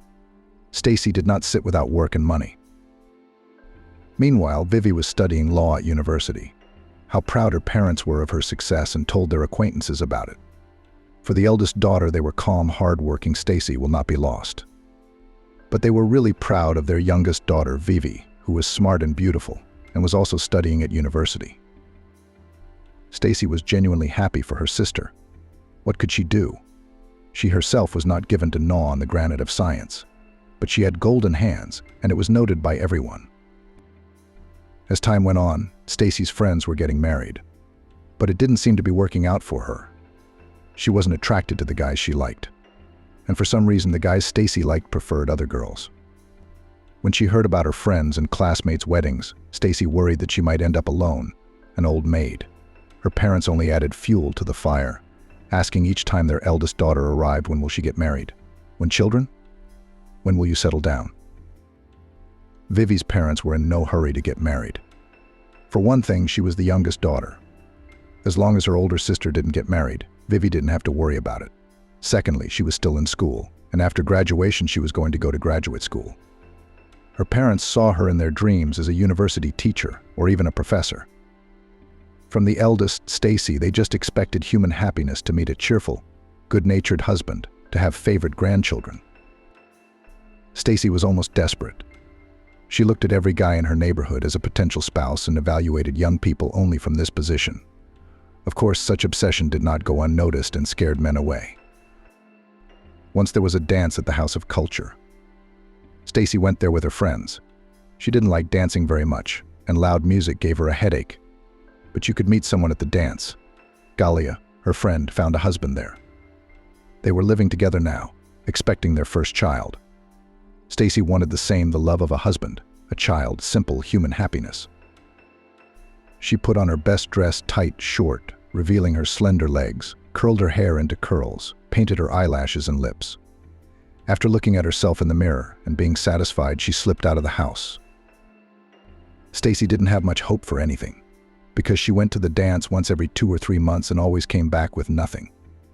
But that night was different, magical, amazing. Jacob had noticed one of Stacy's friends, Penelope, a blue-eyed beauty. He approached their company, seemed to be getting to know everyone, but kept his eyes on Penelope. Stacy realized she was missing. When she saw the stranger's turquoise eyes, merry, mischievous, and sly, and his smile that would drive anyone crazy, she fell in love. Jacob was witty and fun to talk to. He felt confident, not embarrassed, unlike so many of the other guys in Stacy's company. And she herself, of course, was mesmerized by him. Stacy envied Penelope. She wished that this young man was looking so interested in her, and not her friend. She would have given a lot for that. But Jacob asked Penelope one dance, then another. Stacy watched them enviously from a distance. She saw the boy try several times to hold Penelope tighter to him than was proper. His hands kept slipping below her waist. Penelope, embarrassed, tried to pull away. Stacy didn't understand her. What was all this modesty and childish behavior? They were adults, they had already graduated, they were working. After another dance, Penelope slipped outside for some fresh air. Stacy understood that. She had been frightened by her beau's pressure, so she'd found an excuse to run away. Stacy had been watching the couple all evening and could see what was going on. Jacob hurried after his lady, but Stacy got in his way. Slow music was playing. "Shall we dance?" Stacy smiled at the boy. It was a desperate and bold move. Stacy had never acted like this before, but now it was as if someone was leading her by the hand. The girl suddenly felt relaxed, confident. There was no doubt in her mind that Jacob would agree to dance with her. And so he did. He stared at Stacy for a moment, as if trying to remember who she was. But of course, Jacob had only been looking at Penelope when he met her. He didn't care about the others, but the next second he was smiling radiantly at Stacy, making her heart race and her palms sweat. And he held out his hand to her. They danced in each other's arms. Stacy melted in his warm embrace.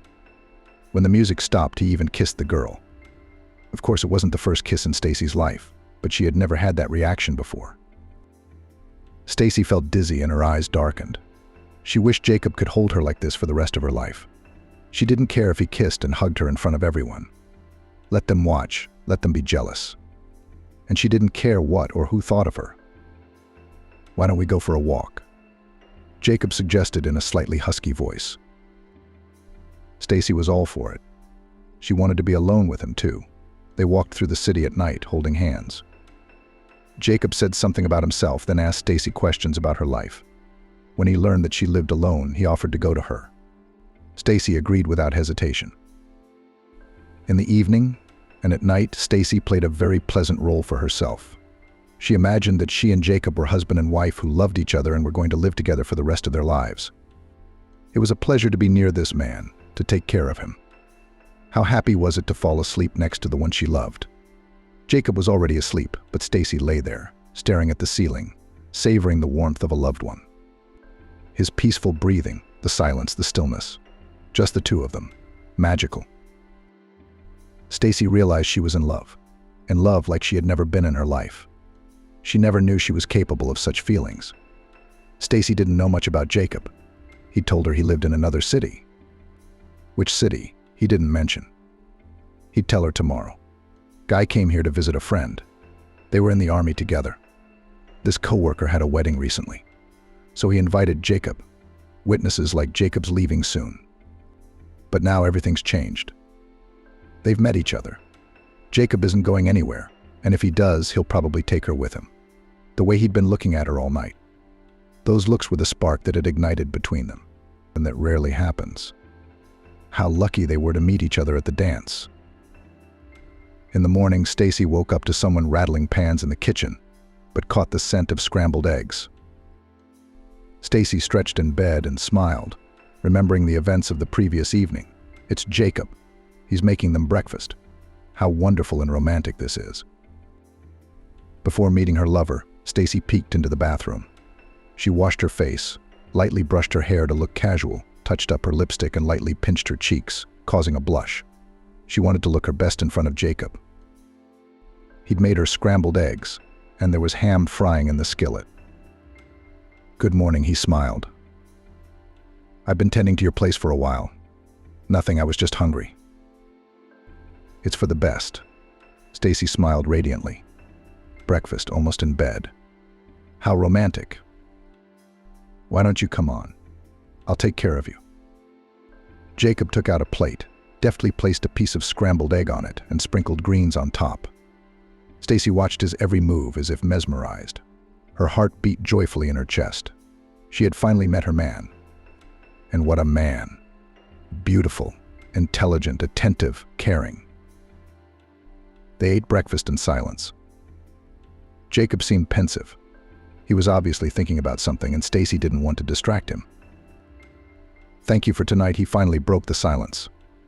"I have to go. I have to stop by Layton's, pack my things, and get to the train station.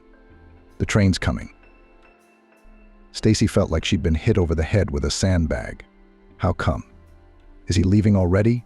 What about her? I mean, they're so happy, so cozy together. "Are you leaving already?" she asked in a distressed voice. "Didn't I tell you?" Jacob was surprised. Then he smiled his charming smile. "Yeah, well, we didn't have much to talk about last night." "I thought you were staying," Stacy admitted. "I would have." "You're great, aren't you? But the train's in 3 hours and there's a lot to do. We'll see each other again." Stacy struggled to keep the tears from coming to her eyes. She'd already figured it out from Jacob's look and his tone. It was an illusion, their feelings and sparks. The situation that Stacy and Jacob found themselves in was fairly typical and common. They obviously had different expectations for this encounter. For Jacob, it was an easy one-night adventure with no commitment. He was honest and didn't intentionally deceive Stacy. He just didn't specify all the details because of the romantic atmosphere. On the other hand, Stacy fell in love very quickly and began to build illusions about a serious relationship and a future together. She herself invented a beautiful love story, although Jacob did not promise anything like that. When the truth came out, it was a painful disappointment for Stacy. But she'd done the right thing, not to make a scene, but to keep her dignity. Jacob had been good in his own way too, apologizing, explaining the situation, and not making empty promises. In this kind of casual romance, it is important to be sober about the situation and the expectations of both parties. Avoid naive illusions and do not build air castles. But if feelings have awakened, do not be ashamed of them or suppress them. The main thing is to maintain respect for yourself and your partner. Accept the situation as it is. Extract from it a positive experience, not bitterness of resentment. Life goes on, and new love adventures and meetings may be waiting ahead. The situation Stacy finds herself in is indeed a difficult one. An unexpected pregnancy after a casual liaison puts before her a difficult choice, on which her whole future life depends. On the one hand, she dreams of motherhood, and at her age this may be her last chance to have a child, plus a child from a man for whom she had warm feelings. Igor has shown himself to be an attentive and caring man, albeit for a short time. On the other hand, Jacob is clearly not expecting and not ready for fatherhood after a fleeting affair. Raising a child alone will be very difficult, both morally and financially, and the pregnancy itself in her position a great stress. To make a decision on abortion is also not easy. In addition to ethical worries, it can negatively affect health and further fertility. In such a situation, it is very important to soberly consider all options, listen to your heart, but also objectively assess your strength and capabilities. Consult with close people who can support. And having made a decision, do not torture yourself with doubts and guilt. No matter how difficult the situation may be, life goes on. Perhaps in the future Stacy will have the opportunity to become a mother under more favorable circumstances. Or maybe this experience will help her better understand her true desires and priorities. The main thing is to move forward, drawing strength from her informed choices. Stacy had never met one before at all. She couldn't think of a better candidate for fatherhood. No, of course, Jacob won't be involved in the baby's life. He wouldn't even know he existed. No way. They'll never meet again. And yet, such a heredity. If the baby turns out to be as beautiful, it's a dream come true. Stacy felt she couldn't get rid of the baby, even with the hardships that threatened her. The fate of a single mother is unenviable, but it's better than being all alone. Having no children at all is even worse. In general, Stacy hesitated for a while and then made a difficult decision for herself. She leaves the child and will try her best to give the baby a good childhood. She has a profession. Parents, in case of anything, will definitely help. They are loving, reliable. So the baby will be. The decision has been made. Stacy felt inner peace and began, at last, to really enjoy the life, rapidly developing under her heart. At this time, Vivi, the younger sister, had finished graduate school and received her degree. Not only that, she was invited to work overseas for a large company doing research. This was something incredible in Stacy's eyes. Vivi, her little sister, had made it to such heights. A dizzying career, interesting work, recognition awaited her.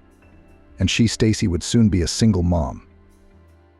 Her parents talked of their youngest daughter's impending departure. They were proud of her, proud of Vivi again, and had no idea that their eldest daughter would soon make them happy that she was about to become a single mom. Against the backdrop of her sister's success, for which Stacy was certainly very happy, her own life seemed a complete failure. Vivi drove away. She called her parents and sister, occasionally sending letters with pictures in them. Vivi had changed. There was a hardness in her face that made the girl even more beautiful and attractive. Beautiful, smart, just a dream. And Stacy had her own life going on. A few months passed, and it was impossible to hide the pregnancy. At work, they figured it out. The boss wasn't particularly happy that one of his seamstresses was going on maternity leave. Now he was nagging Stacy about her work and kept insinuating that she wouldn't be welcome at work because a single mom would be taking sick leave all the time. Who would have to work then? All of this was unsettling to Stacy. She understood that the case is going to be dismissed because the labor code carefully protects pregnant employees. But there are always loopholes, so the boss found one. One day he simply closed the attire, terminating its existence. Accordingly, all female employees lost their jobs, but only for one day, because the firm went bankrupt only on paper. In fact, it continued to function without stopping. The very next day, the boss took the dressmakers back to their old jobs. All except Stacy. A pregnant employee and then a single mom with a small child were of no use to the boss. Stacy was out of work and destitute. She had no savings. She couldn't even pay her rent. Nowhere to go. Stacy had to go back to her parents in the village and confess everything to them.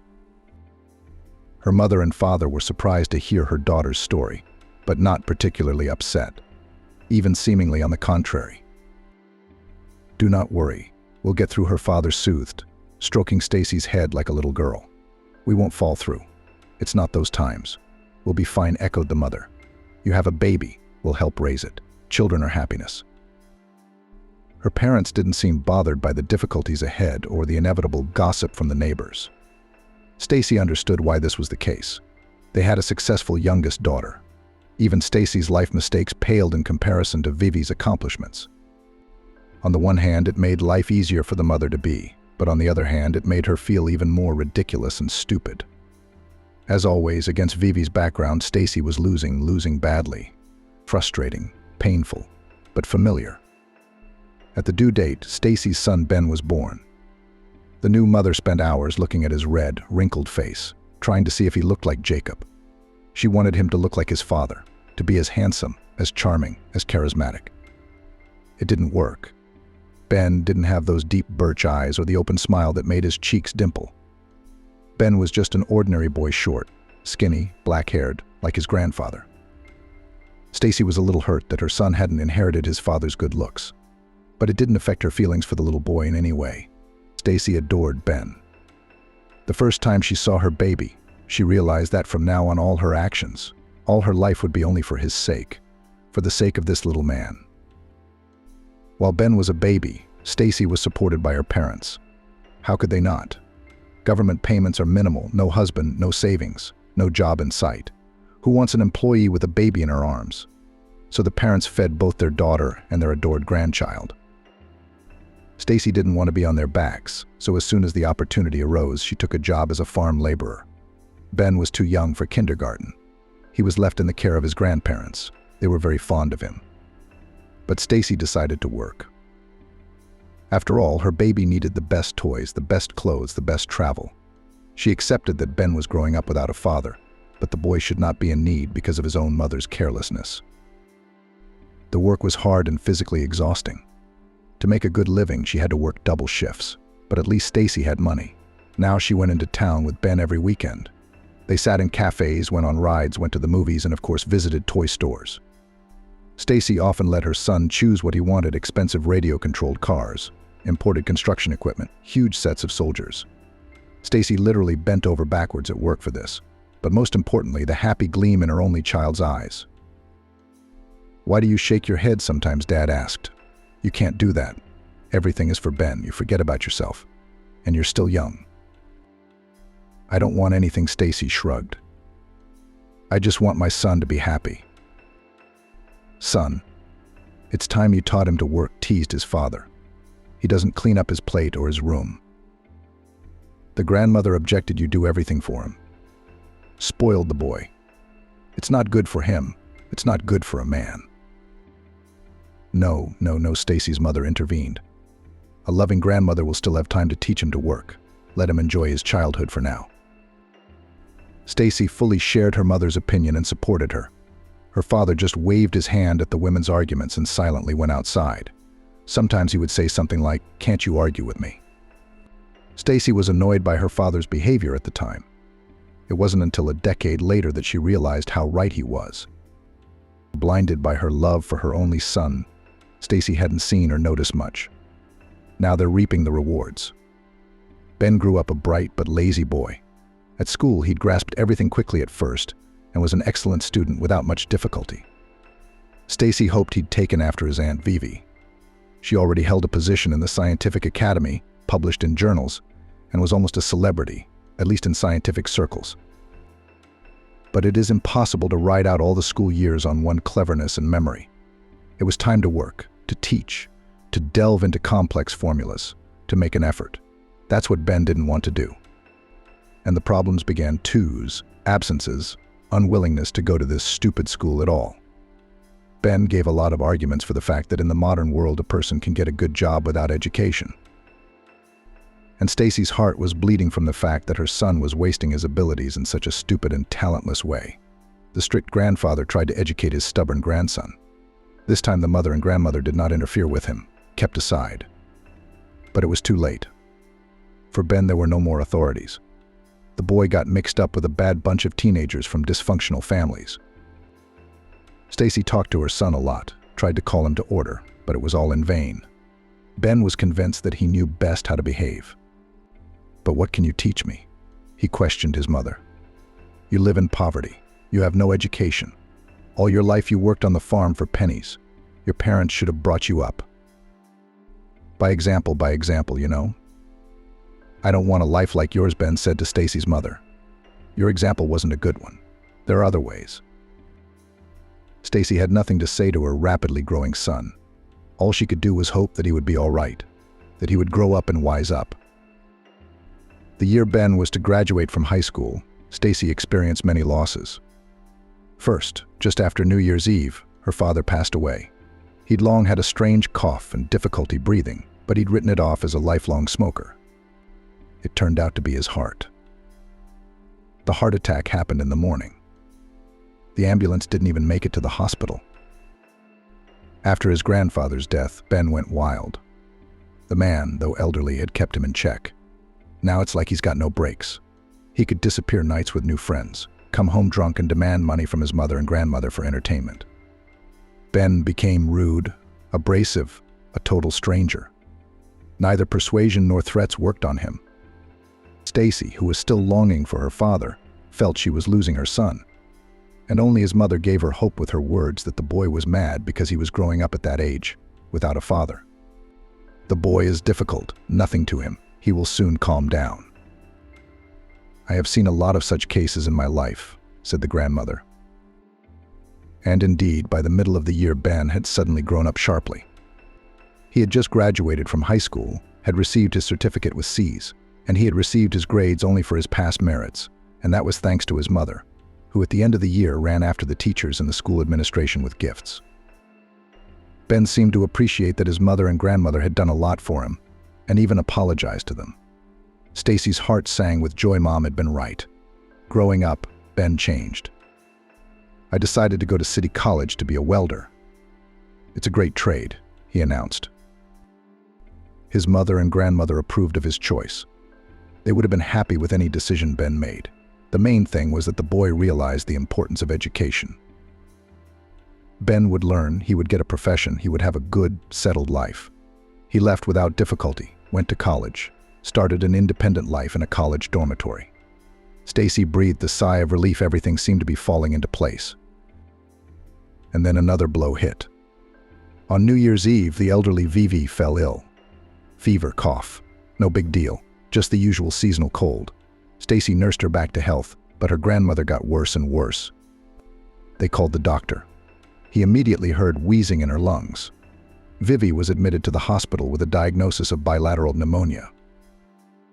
Stacy was scared, of course, but pneumonia is a serious thing. Only Grandma is in the hospital, under the care of doctors.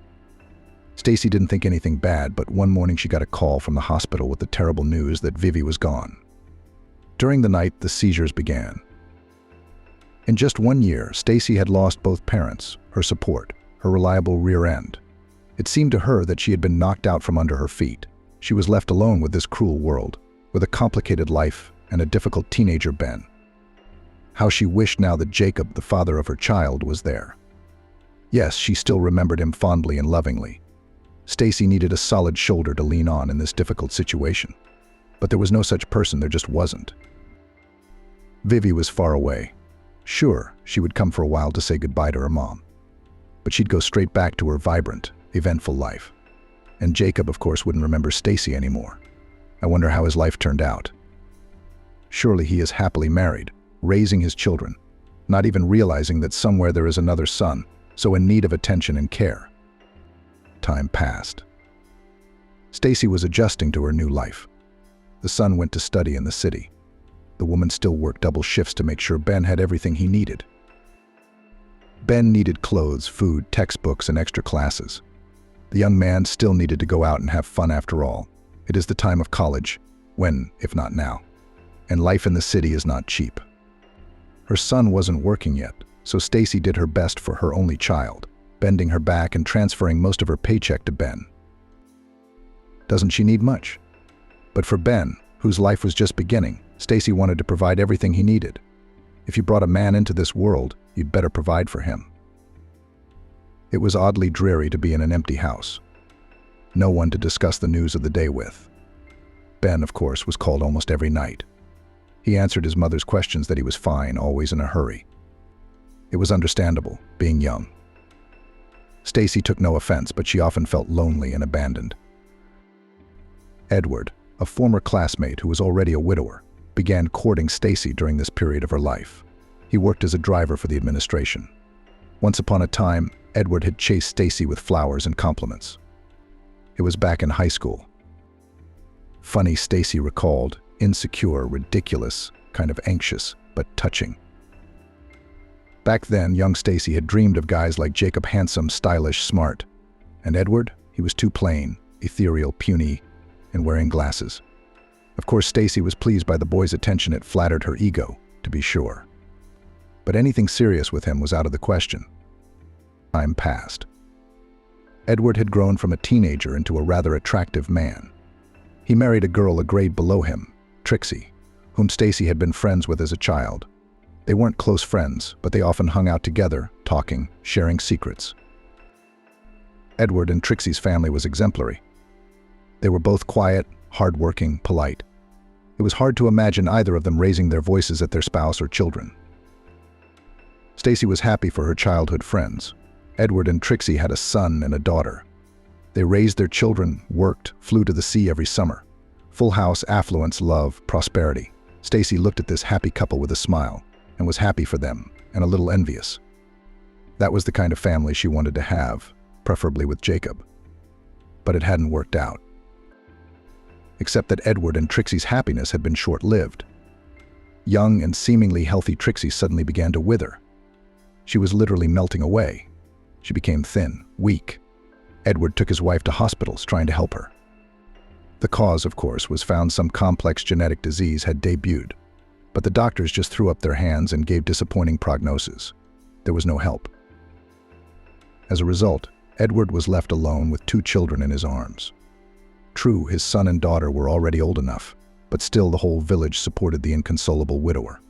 Stacy even cooked dinners for the orphan family. And then the man pulled himself together and took care of the household himself. So slowly he raised the children, put them on their feet, educated them.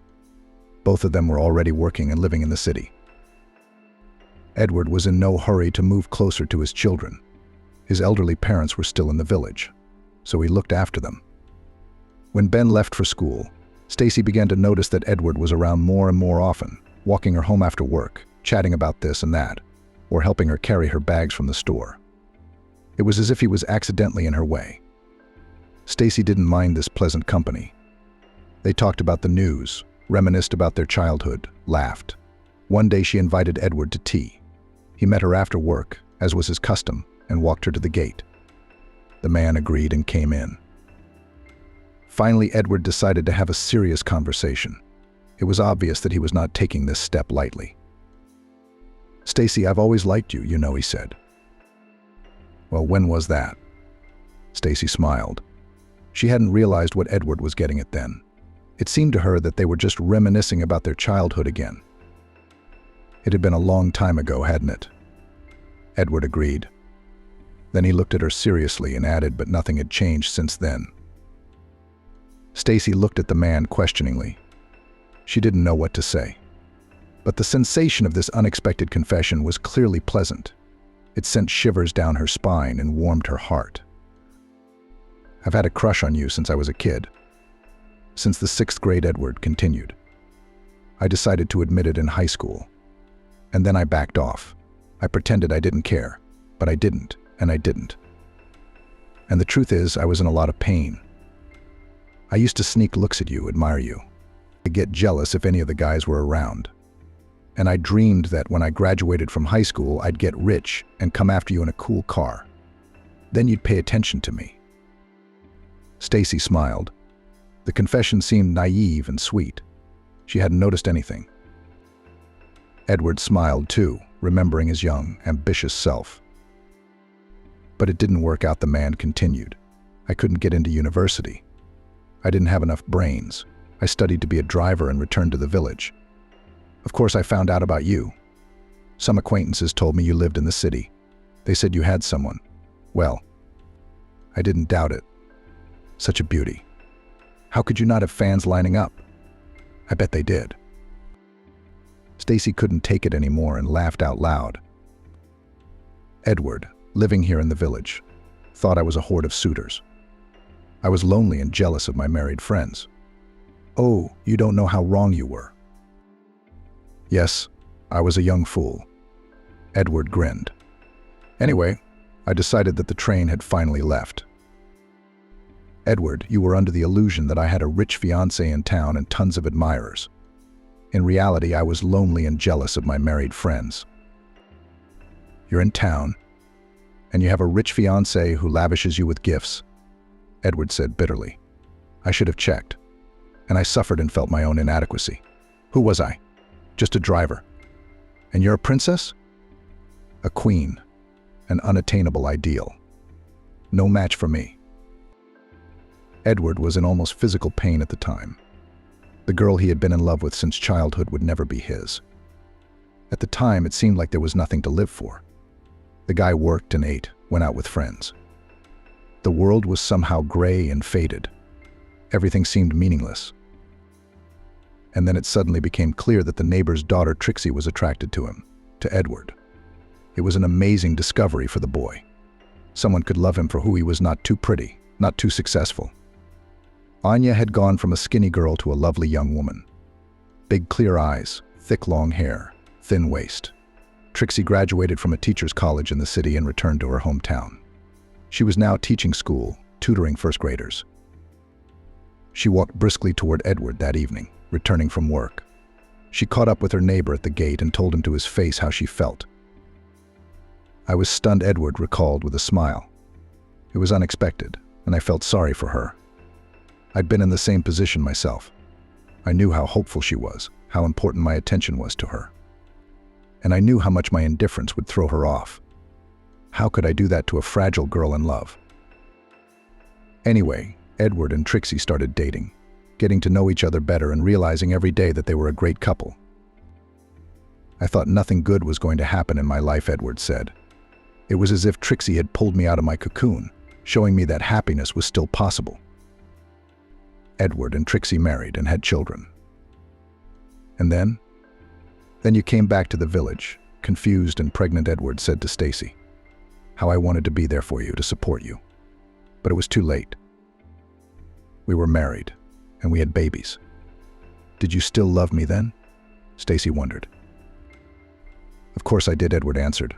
"I still do. But I couldn't show my feelings then. I already had obligations to Trixie and the children. I loved all three of them very much, and I couldn't betray my family, not even for my own happiness." "Were you unhappy?" Stacy asked in surprise. Edward's revelations had shaken her to the core. "I couldn't say. Trixie was wonderful. I loved her in my own way, took care of her. I was good to her. But with you, even now, I can't describe how I felt and how I feel." They sat for a while longer. Edward stared at Stacy, waiting for some sign from her. She didn't understand her own feelings. She was pleased that there was someone who loved her so much. It made her feel warm. After the death of her parents, Stacy was left all alone, a son in town, a sister abroad. There were no people who cared about her, who tried to please her, who were interested in her well-being.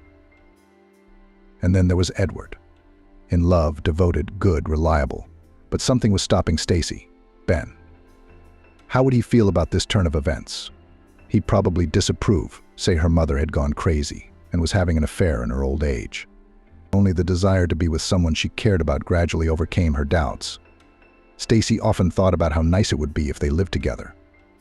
Edward would be happy, that was for sure. And it felt good to know that you could make someone so happy. Anyway, that night, the former classmates decided to try to become a couple. "I'll ask you out tomorrow," Edward summarized with a smile. "The dream of my youth would finally come true." "It will come true." Stacy nodded like Trixie's wife. The next day they went into town. They wandered through the park, talking, sitting in cafes, and then they went to a movie theater. Edward took Stacy's hand during the movie and held it for an hour and a half until the movie was over. The woman didn't mind, she liked the feeling. She was finally not alone. A week later, Edward moved in with her. He fixed the leaky faucet and tightened the hinges on all the interior doors. They were finally squeak-free. And Stacy started cooking for herself again. She was too lazy to do it alone, but now Edward was with her, and she was making him happy with delicious meals. The only question on Stacy's mind was how Ben would feel about all this. He didn't know yet, did he? His son rarely came to visit his mother, and they talked on the phone more and more. She had been stalling, not telling Ben about the changes in her life. Edward had told both his son and daughter at once. Stacy realized they were happy for their father. She wished her own son would react the same way, but there was little hope of that. Several years passed. Stacy still hadn't decided to have a serious conversation with her son. Hiding the details of her personal life wasn't difficult. The son had little interest in what was going on with his mother. He usually only called to ask for money. But one day, Ben came to visit. It was surprising. The son hadn't graced his mother with his presence for a long time, and now he showed up. Hi, Stacy was both excited and a little confused. Edward hadn't come home from work yet, but his things were everywhere. It was impossible to ignore the fact that someone else was living in the house now. Hi, Ben said glumly. He didn't look well, gaunt, pale, anxious. I need money, he said. Stacy knew right away that something serious had happened. What's going on? She asked, clutching at her heart. Something stabbed in her chest. Is it something with school? I haven't studied in a long time, Ben muttered under his breath. How come? They expelled me for truancy. I've been working hard and you don't get any money, he said rudely. I sent you most of your paycheck every month, Stacy reminded him. That's good money for the city. It's nothing, Ben sighed. I didn't have enough. So I did the best I could. Other people's parents are well-to-do. They have cars and apartments and money for fun. Did I feel like a beggar all the time? You think that's nice? It hurt Stacy to hear those words. She'd worked her whole life for her son. She wanted Ben to have the best of everything. And now this is what happens. He thinks he's miserable. So Stacy's not doing her job as a parent. Ben even dropped out of college. So what now? Stacy asked. Did he go into debt? I wanted to start a business, make some money, Ben explained. I ended up in debt. They're charging me a lot of money. They're threatening to kill me. Where am I going to get it? So I came to you for help, Mom. You know I ain't got nothing. What do you mean you don't have anything? Ben was surprised. What about the house? Do you want us to sell the house? Well, what's the solution, Mom? I'll pay off my debts and rent an apartment. We'll live in the city. Why are you going to take a well-deserved vacation soon? There's no couch in town, of course. But I'll get you a job in an attire. My grandmother told me that you used to be a seamstress, and now this labor pays well. We'll live together in town, like we used to. Wouldn't that be nice? Stacy couldn't agree with her son. A couple of years ago, she would have happily supported Ben's idea. Living alone in an empty house was unbearable. But now she had Edward. They were good together. It was nice to have someone who loved and understood. And now what? Ben finally noticed the men's things in the rooms. Edward's jacket hung on the wall, his pants were on the table. There were size 43 sneakers by the front door. What are those? Ben asked, looking at his mother in amazement. Did you have someone in your life? I've been wanting to tell you for a long time, Stacy said. It's just something that happened here. Ben nodded his head understandingly and sighed sadly. My personal life is getting better. Yeah, well, of course you don't have a son to worry about. You know I'm not. Stacy objected softly. She could see that Ben was depressed and in trouble. He needed help, and she, the mother, would certainly lend him her shoulder in his time of need. Who else would? Son, I'll do whatever you say. And Stacy did. She sold the house, gave most of the proceeds to her son. With the rest, she bought a tiny apartment in an old house on the outskirts of Los Angeles. Edward offered options, wanted to give Ben his savings. It was less than he needed, but it was still a decent amount. Stacy didn't agree. Edward shouldn't have to solve her problems. Their problems. He had children of his own. Using a man in a situation like this is despicable. Stay with me, Edward asked Stacy. You're packed, your suitcases are waiting for tomorrow morning. Ben has ordered a cab for you by 10 o'clock. You know I can't, Stacy replied. I know, but I don't understand. You gave him money, you bought him a place to live. But why would you want to be there yourself? Stay with me. I've got a big house, plenty of room, you know. We had a good time together, didn't we? We were, agreed Stacy. Yes, in the few years she'd lived with Edward, the woman had grown accustomed to warmth, to caring, to understanding. It was very pleasant. They walked together in the evenings, discussing things. Edward looked at Stacy with loving eyes, and she felt happy. But now everything was different. Stacy could see that her son was not well. Too anxious, too restless. Something bad is clearly going on in his life. Yes, Ben is an adult, and Edward is partly right when he says he should be able to deal with his own problems. But when Stacy was in a difficult situation, she didn't deal with her problems on her own. Stacy's parents had helped her a lot in the past. Edward assured her that this was a different story. A young, single woman with a baby in her arms and a grown man who'd been given money from the sale of her house by her mother. Stacy couldn't agree with him. It's fine for him to talk. He's got both his son and his daughter graduated, working good jobs, with families. There was no telling how Edward would behave if one of his children was in a situation like Ben's.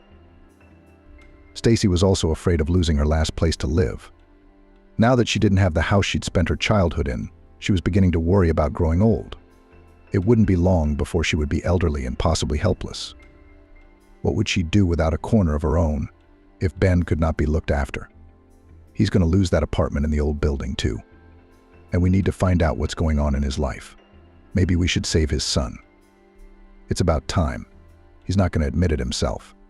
But when they start living together, Stacy will realize it, see it for herself. She can't leave her only child alone with his troubles and problems. Why are you so worried? Stacy smiled at Edward. It was a sad smile. The woman understood, even without the mirror. I'm not moving to the moon or even to another continent. The city's close by. Distance is no barrier to feelings. Shall we meet, socialize? Of course, Edward sighed. But it's not the same thing, you know, it's just the way life works. Stacy moved to LA and was eager to get settled into her new place. There was only one room in the apartment. It went to Ben, of course. Stacy took the kitchen. She bought herself a cot, which she put by the window at night and put away in the closet in the morning. Edward came often at first. They walked along the promenade, as they had before, and sat in cafes. With him, Stacy felt invaluable, important, loved, not like at home. Edward had urged her to move in with him. But if you don't want to move in with me, let's go somewhere else, he suggested. Svetlana moved to the city to be near her son Matvey and to help him. She soon discovered that Matvey had a serious problem with alcoholism. He was drinking a lot, coming home late at night or in the morning. At first, Svetlana was very worried about her son, afraid that something would happen to him because of his drinking. But then she got used to his nocturnal strolls. Svetlana began to take care of the drunk Matvey. In the morning, she brought pills, water, cleaned up after him. Matvey's alcoholism progressed. He degenerated, became stupid, aggressive, helpless. Svetlana blamed herself for her son's problems, believing that the absence of a father and Matvey's unknown origin had an impact. She speculated that Matvey's alcoholism could have been passed on genetically. Svetlana fully supported and served her son. She cooked, cleaned, and bought groceries. Matvey did not work anywhere because of his drinking and lived on his mother's full support. In general, a difficult situation is described when an elderly mother is forced to have full custody of her adult alcoholic son, having given up her personal life. The son degenerates, but the mother cannot abandon him. Ben didn't bother to work. After a while, the son started demanding money from Stacy when he didn't have enough to drink. And this happened quite often because the man earned a living by rare casual earnings, which fell out infrequently. His soul demanded alcohol on a regular basis. Stacy, feeling sorry for her son, at first gave him money for pocket money and then tried to stop giving money. But Ben still took money from his relative. Sometimes he quietly took money out of his mother's purse. Sometimes he got his way with threats and rudeness. Stacy felt miserable and confused. Living with her own son had become a nightmare. Ben would yell at his mother, sass her for no reason. He would take her money. Therefore, the woman tried, having received a payment, to immediately make a stock of food for a long time. The adult son has not yet raised his hand on his elderly parent.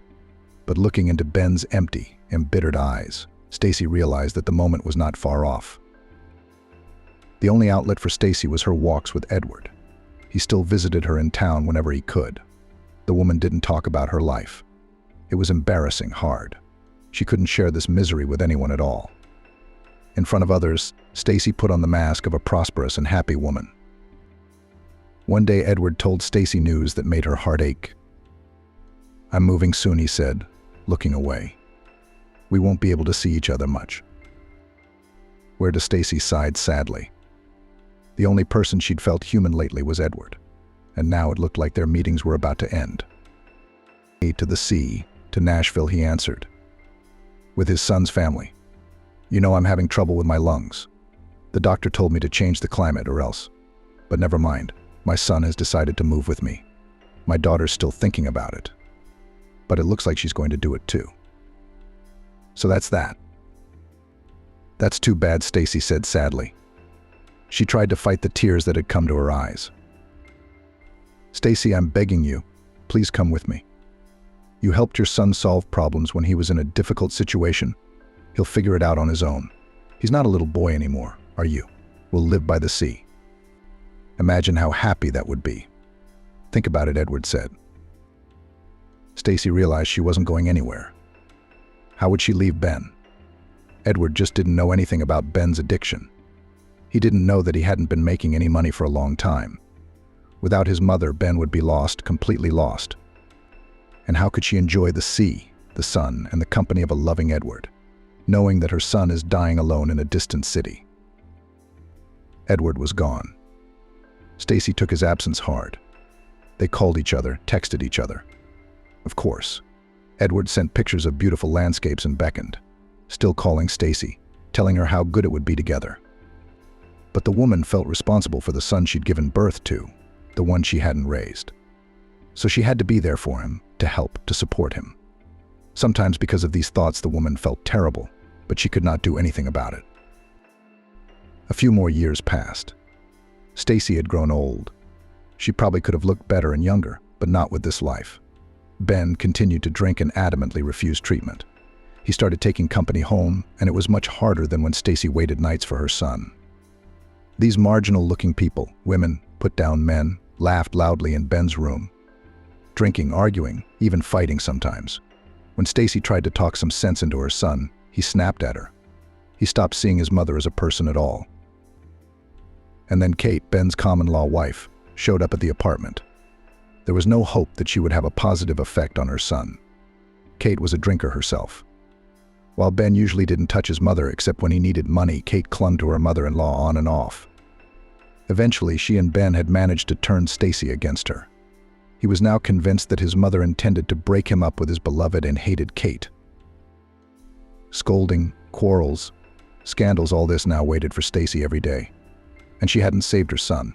She hadn't built a personal happiness with Edward. She could be living with a man who'd loved her all her life on the beach. Dreams, that's all. What about Ben, without her supervision? No, she gave a man life, so she must be responsible for him. Well, I guess that's her fate now. The rain had eased off considerably. Stacy took advantage of the respite to make her way to the driveway. This time she was in a hurry, in case it rained again. She was delaying her return, too, because there was nowhere else to go. It looked like Kate and Ben were having company again tonight. We'd be out till morning in the only room they had. They'll be in the kitchen, of course, going to the fridge. Stacy just filled it with groceries. That's a good thing. We'll probably have to go to the store again tomorrow, if there's any money left. Stacy would lie on her cot all night, pretending to sleep, listening to the sounds of the party in the next room. Her main task now is not to disturb her son, Kate, and their guests. Going up to her floor on foot, there had never been an elevator in this old house. The elderly woman stopped, all the doors as dug in. On the landing stood her suitcases, the same one she had moved here from the village with. Stacy opened one of them. Her belongings lay there. Nothing made sense. The woman tried to open the door with her key. It didn't work. Someone had clicked the lock so it wouldn't unlock from the outside. So Stacy knocked loudly. Their bell hadn't worked in a long time. The door swung open. A happy Kate stood on the doorstep, hands at her sides, feet shoulder-width apart. She was smiling strangely. "What's the matter?" Stacy asked. "Seriously, you old hag," Kate said in a luscious voice. "This is my apartment. Why on earth would I leave? It's not yours, it's Ben's. It's in his name. I saw the paperwork myself the other day. You're nobody here." "Then get out of here," Stacy said. Ben's head peeked out from behind Kate. "Yeah, that's what we've decided. You need to go. You don't give us a life, you're always giving us advice," Ben said. "You mind your own business. Are you trying to break Kate up with me too? We'd better live separately." "What are you going to live on?" Stacy didn't understand. She'd long ago realized that her son had no warm feelings for her, but he needed his mother at least as a source of funding. "You don't know anything, do you?" Kate smirked. "I'm expecting a baby in a couple months. I've already got sick pay, maternity pay. And then every month for the child will be paid, so we're doing great." Stacy glanced at her sister-in-law's figure. Yes, her belly was showing under the sweater, but Kate had never been particularly slender, so the woman didn't notice anything. That's news to her. Ben and Kate are having a baby. Poor baby. What's it like growing up with parents like that? And will that baby ever survive? Stacy's eyes darkened at the news. The news of the baby eclipsed even the fact that she was being kicked out of her own home. She felt unbearably sorry for this unborn baby, grandson or granddaughter. At the same time, the woman realized that she was unable to save him, to make his life even a little easier. It would be better to deal with her own fate. So get out of here, Kate smiled again. Son? But where am I supposed to go? Stacy turned to Ben. You can't live on the streets. You've got a boyfriend in the village. Go to him. Ben said nonchalantly, do you have somewhere else to go? I don't understand. Ben didn't know that Edward had moved to another state from where he'd never been interested in his mother's affairs. And you have a rich sister who won't leave you, Kate added and slammed the door shut. Stacy picked up her suitcases and went outside. What else could she do? There wasn't a single thought in her head about where to go. Edward was far away. Vivi's sister was even farther away. No one wanted her. Lonely, abandoned, now homeless. She must have deserved it somehow. She's ashamed to even tell the people she knows how life turned out. Her own son, for whom Stacy's mother lived, kicked her out of the house. Out of the house. The rain had stopped, but the icy wind had picked up. It burned his cheeks and made his eyes water. It was rapidly getting darker. There were hardly any people on the streets anymore. Stacy was finally exhausted. She set her suitcases down at an empty bus stop, sat on them, and let the tears flow. They poured down her cheeks, and the woman didn't even wipe her face. She wept for her unfulfilled hopes for her son, sobbed for the plight of Ben and her unborn grandson. But their own future, of course, was a source of anxiety and apprehension. Where to go, from whom to ask for help. Staying outdoors on a cold November night was a pleasure, and something would happen. A pleasant young girl's voice came from somewhere behind her. Stacy turned around. A young woman was looking at her. Tall, thin, tight jeans, sneakers, a deep hooded sweatshirt, and eyes. Attentive, sympathetic eyes. Next to the stranger, a small, funny little dog worried, and seemed to look at Stacy with sympathy too. His funny face looked so funny that the older woman couldn't help but smile through her tears. DG was born into a student family. Her mom was an economist, her dad an engineer. The young parents met at a student disco.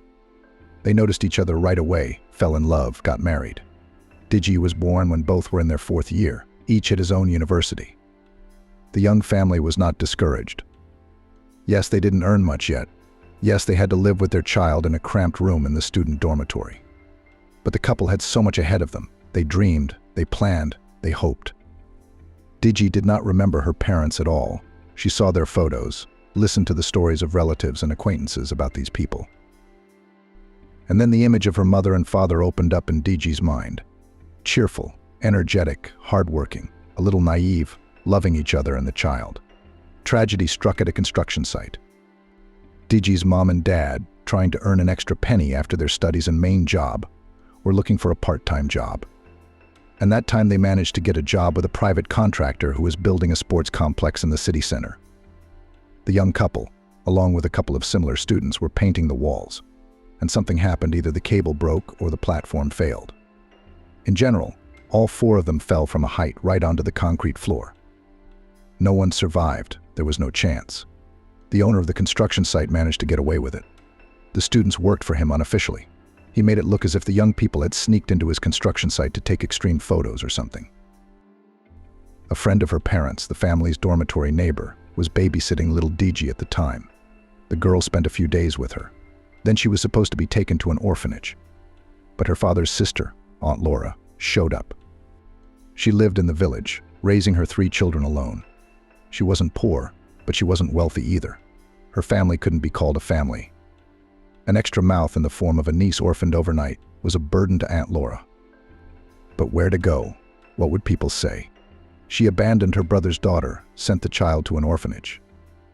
The neighbors will stigmatize her. They'll remember it for the rest of their lives. That's how Digi ended up in Aunt Laura's family. The girl's childhood was, at first glance, the most ordinary. DG helped her aunt with the household chores, played outside with her children, and went to school with her friends. But no birthdays with a lot of friends and a cake with candles, no new beautiful dresses, no trips to the amusement park. And no dresses. DG missed the warmth of the world. Hugs, affectionate words, support. Aunt Laura wasn't strict or mean, but she was not in a hurry to surround her niece with love and care. Aunt Laura had a completely different attitude to her own children. She stroked their heads, hugged them, and found tender words for them. Deji always felt like a stranger to her aunt. She realized that she grew up with the realization of her own unwantedness, and it was a heavy burden for Aunt Laura. Sometimes Deji even felt sorry for her aunt. She was so tired with her work and her own children, and now she had a niece to take care of. Deji dreamed of growing up and having a family of her own. There she would be loved and appreciated. She had always spent a lot of time studying. First, she liked to learn new things, and the girl was quite good at it. She was an excellent student all the years. Secondly, Deji perfectly understood that education is her only chance for a prosperous life. The girl wanted to leave the village, settle in the city, travel the world. For all this, she needed money. So she did her best. After school, Deji entered the university as a translator. She was given a dormitory, and her life of freedom began. Finally, she was no longer a burden to anyone. Deji didn't even pay attention to guys when she was young. She firmly decided for herself first her career, then everything else. But in her last year of high school, she accidentally met Eugene. He was 8 years older. A well-established, self-confident, handsome, intelligent man came to the university to talk to the rector. Eugene had his own travel agency, and he needed intelligent interpreters. They bumped into each other outside the rector's office. Literally collided. Eugene swung the door open, took a step into the hallway, and crashed into Deji, who was walking by. The man immediately picked the girl up, preventing her from falling, and began to apologize. Deji assured him with a smile that she was fine. She was amused by the man's consternation. He acted as if he hadn't accidentally hit her with his shoulder, but had almost hit her with a car. And then, like a corny scene from a novel, their eyes met, and Deji caught her breath. Eugene seemed to feel something too. There was a spark between the young men. Anyway, they went to the window and talked for a long time. They exchanged phone numbers, of course. And in the evening, he picked up Deji, and they went for a walk around the city. The girl herself chose such a format of the first date. Deji and Eugene's relationship quickly became close and very serious. Soon the girl moved in with him in a spacious 2-bedroom apartment in the city center. At first, Deji was frightened and confused by the fact that her chosen one is so rich he has his own travel agency, a beautiful car, an expensive apartment. And what is she?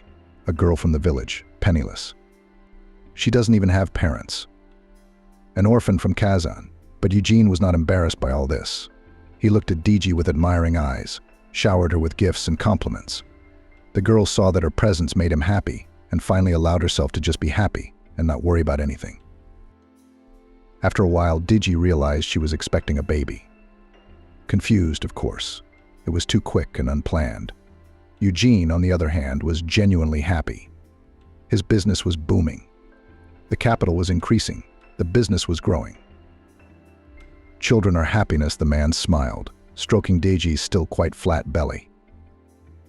Deji had thought that Eugene would finally propose to her after the news of her pregnancy, but he was in no hurry to take her to the registry office. When she herself asked him about it when they would legalize the relationship, Eugene was genuinely surprised. What for? Well, as the child should have a full family mom, dad. And this child I will recognize legally, do not doubt. And a stamp in the passport, these are such conventions. You know I was married. And the relationship was ruined after I went to the registry office. Then there was so much trouble with the reissuance of documents and so on. So I'm against such conventions. The words of her beloved then shook Deji, but she coped with herself and accepted Eugene's point of view. Really, does it matter if there is a stamp in the passport? What mattered was that they loved each other.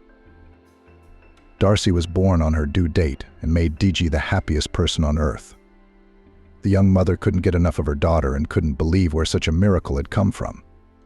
Eugene was not a very attentive father. He had been distant since the birth of the child. Only Deji, blinded by the newfound happiness of motherhood, hadn't noticed it right away. One day when Darcy was just 2 years old, the man announced, "I'm leaving. I'm leaving the apartment to my daughter. I'm going to support her for the rest of her life, and I'm going to keep in touch with the baby too. But I can't live with you anymore. Sorry, I fell out of love, met someone else. It happens." Eugene walked away, leaving DG feeling upset. She felt like half her heart had been ripped out of her chest. She'd loved Eugene so much, she'd hoped they'd be okay. She had to adjust to the new reality. Eugene hadn't lied he'd kept his daughter's apartment and was faithfully paying her alimony. But DG knew she needed to find a source of income. Eugene's money was only for her daughter. DG needed to work. She needed to establish herself in her profession. As practice had shown, in this life you have to rely only on yourself. DG realized that, in general, she was still very lucky. Eugene left his daughter an apartment and pays child support. It wasn't much, but it was still money. Still, the pain of the breakup lingered in her chest, and the future looked very dim. I had to get a job. But it so happened that DG had given birth to a daughter right after the university, so she had no time to get a job. And now, with a small child in her arms and no experience, who needs her? DG has no relatives, no mom, no sister, no grandmother. No one to look after Darcy while her mother is at work. Send her to daycare. But Darcy would get sick a lot there. An employer wouldn't like an employee who couldn't get enough of sick days. The situation appeared to be a stalemate.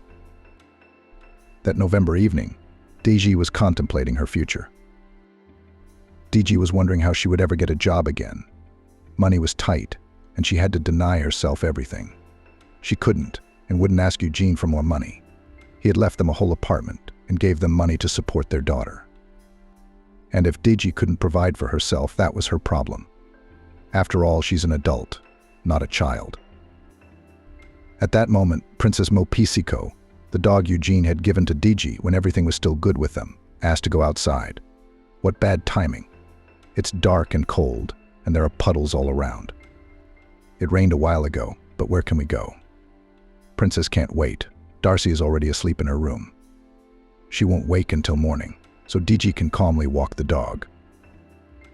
The girl quickly dressed, attached the collar and leash to Princess and went out into the November evening. DG noticed the old woman sitting on a suitcase near the bus stop and couldn't believe her eyes. It was too strange. When she got closer, she realized that the old woman was very upset about something. She was crying quietly, not even noticing that her face was already wet with tears. DG's heart squeezed with pity for a stranger who was obviously in great distress. "What's wrong? Do you need help?" she asked. When DG heard Stacy's story, she was horrified. She had longed for a mother, for a close family member. She couldn't imagine how Ben could do this to her mom, her own mom. DG hadn't hesitated for a second in making that offer. The words came out of her mouth before she could think them through. "Let's go to my place now. You're very cold. You need a mug of hot tea. You can't stay outside." A year had passed since that meeting. Stacy had gone to live with DG. On that cold, dark evening over a cup of hot tea, a solution took shape that suited both parties to the unusual story.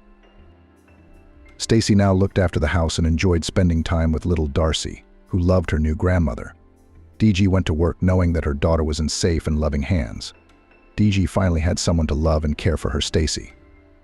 And she was getting the maternal warmth she had missed all her life. And her daughter had a wonderful grandmother who would entertain, feed, and teach. Ben showed up.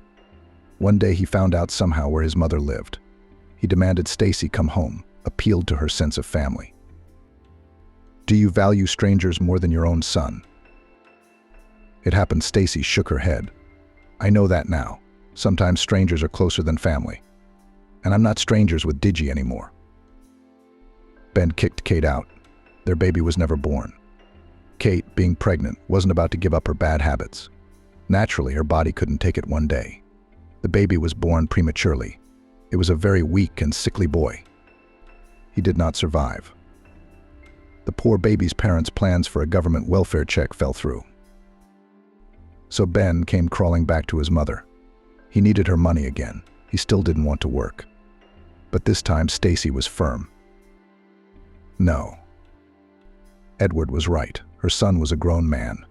She'd done more than she could for him. She'd sold her only home so he could buy an apartment in the city and pay off his debts. Let him take it from there. Speaking of Edward, Stacy told him her story after all. She'd gotten over herself. It made her feel better, and Edward finally understood her. He went to Stacy's house, met DG and Darcy. The four of them had hit it off. It was a nice, warm group of people. Darcy even started calling Edward grandfather. He didn't mind. On the contrary, he seemed to enjoy it. Before Edward left, he invited her over. I look forward to seeing all three of you this summer. No refusal. No refusal is planned. Stacy smiled. Edward was gone. Summer is coming. DG and Stacy are making plans for a wonderful vacation in Miami. Edward and his whole family are waiting for them. It's going to be a wonderful vacation. And who knows, maybe they'll move to Florida for the vacation and see what's what. DG will try to get a job and take a vacation and get to know the place. They could do it. Why?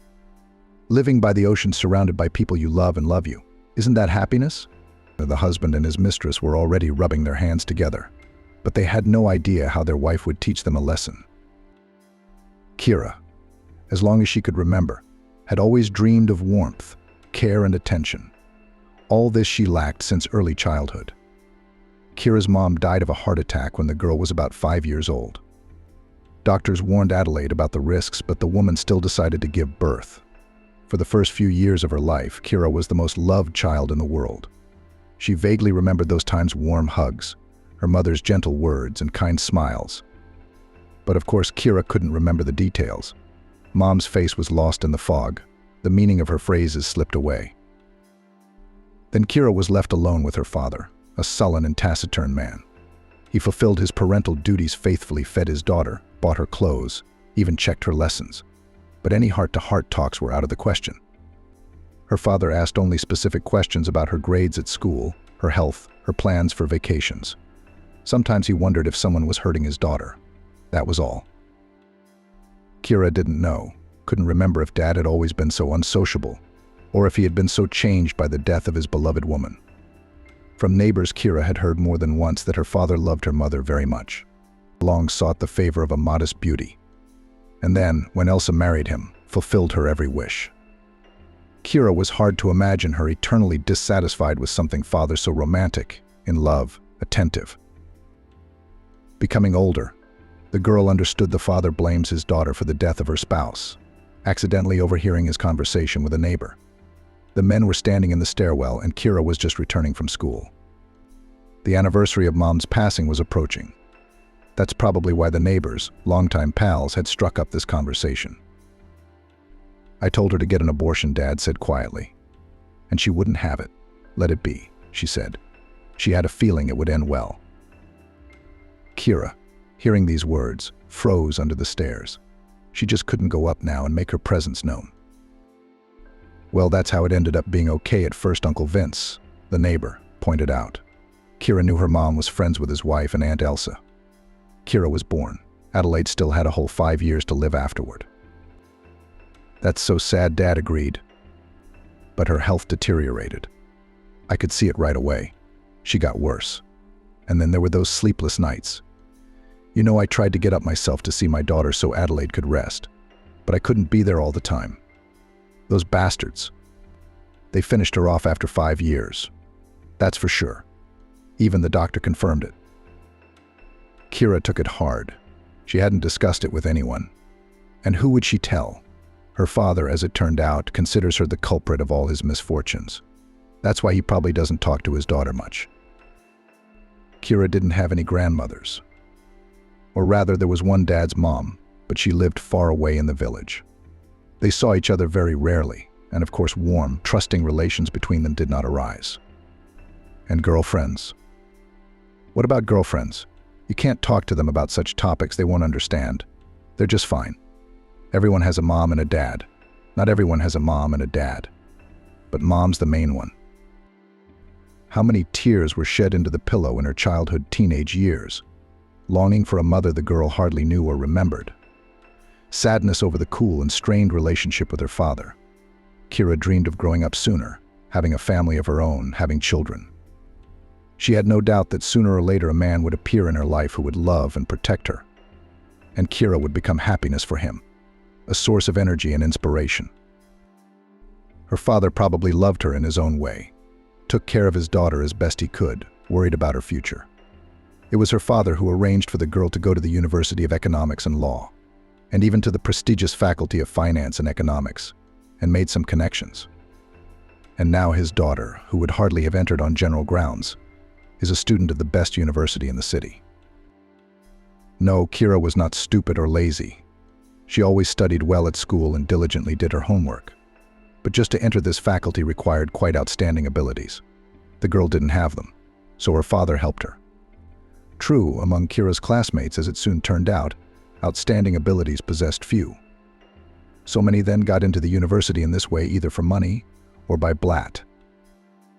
Kira liked studying, and with classmates somehow immediately formed a warm, friendly relationship. A wonderful student time began. Life had changed a lot. Kira felt that very soon she would become an adult and independent. That means that her dream of a loving family is very close. In the 4th year, fate dealt the girl another crushing blow. She was left all alone, her father frowning and taciturn, but so reliable, died. In the shop where he was working, a gas cylinder malfunctioned and a fire broke out. There were few victims, but Kira's father was among them. Only left alone in the whole world, Kira realized that all this time felt the support and love of a loved one. Yes, her father was like that. He couldn't express his feelings, didn't speak much, but now Kira realized how much he did for her. About a year the girl came to herself, getting used to the new world without her father, and then Andrew came into her life. Andrew was a student of their university, but he studied at a different faculty at the law school. That year he, like Kira, was finishing his studies. They met at a common lecture for soon-to-be graduates, which was held in the auditorium. The young people were told about the very procedure of graduation, state exams and diploma, familiarized young people with possible employers, presented companies that offered jobs to the best and most diligent students. It was interesting. Kira happened to be among strangers. Her friends were sitting at the other end of the hall, but Kira was a little late, and there was no place next to them. Therefore, Kira had to settle down where there were still empty chairs. At first, all the girl's attention was focused on the stage. She caught every word of the speakers, even wrote something down.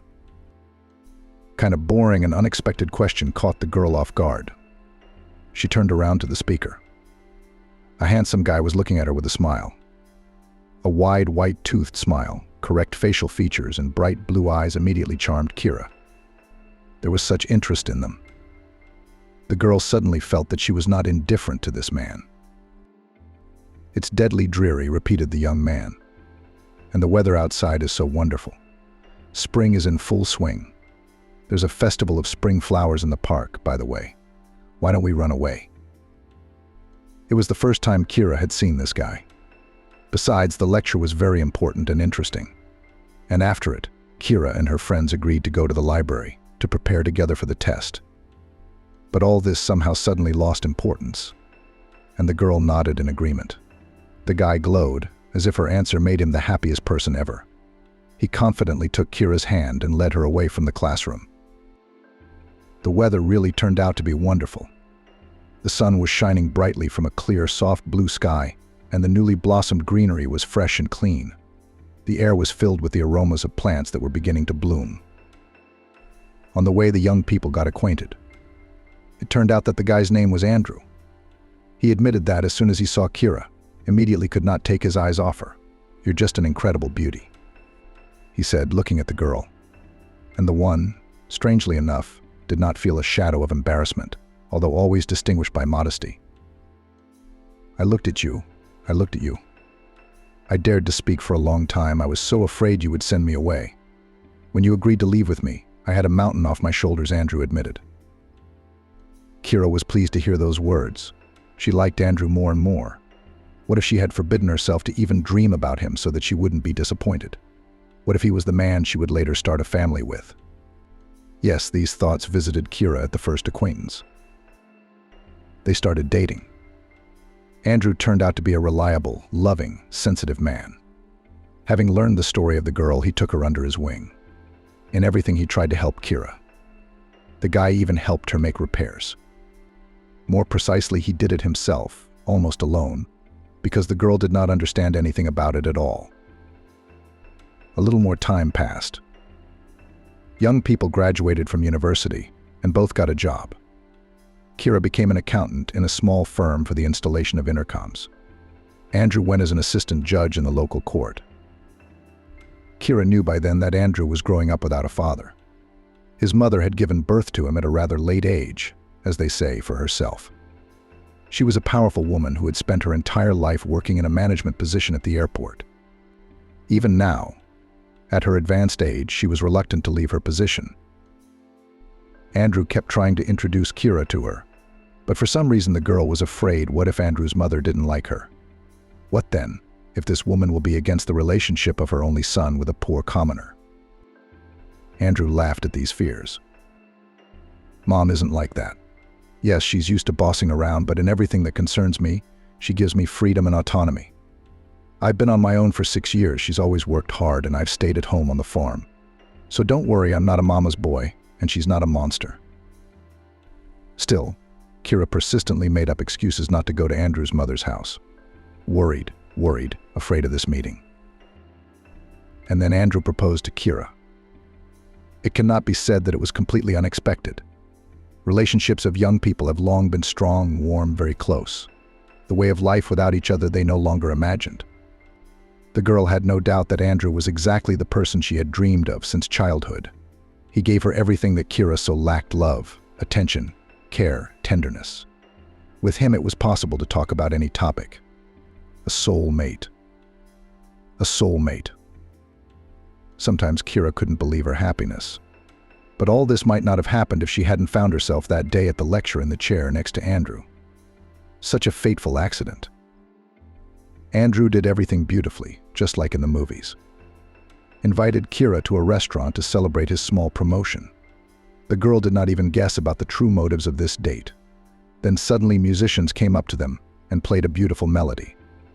Kira, flapping her eyes in surprise, looked at the men in white tails. Then a waiter appeared with a luxurious bouquet of roses. Andrew took it from the hands of the young man and with a smile presented it to Kira, then deftly pulled out of his pocket a velvet box. "Be my wife," Andrew smiled, looking into Kira's eyes. "You are the most beautiful girl in the world. I love you and I really want to be by your side forever." The girl then even had tears flowing from her eyes, so moved was she. This proposal was made so beautifully. Andrew carefully prepared for the meeting, so much thought out. What was happening resembled a scene from a good, though not too original, melodrama. The young people began to prepare for the wedding. Both decided that they did not need a lavish celebration, just a party with friends from the university in a restaurant. And yet it was necessary to solve a lot of issues, to book a place in the registry office, to find a restaurant, to think over the menu. And of course now Kira had to meet Andrew's mom. There was no point in postponing the meeting any longer. Kira remembered the day she'd first seen Maggie.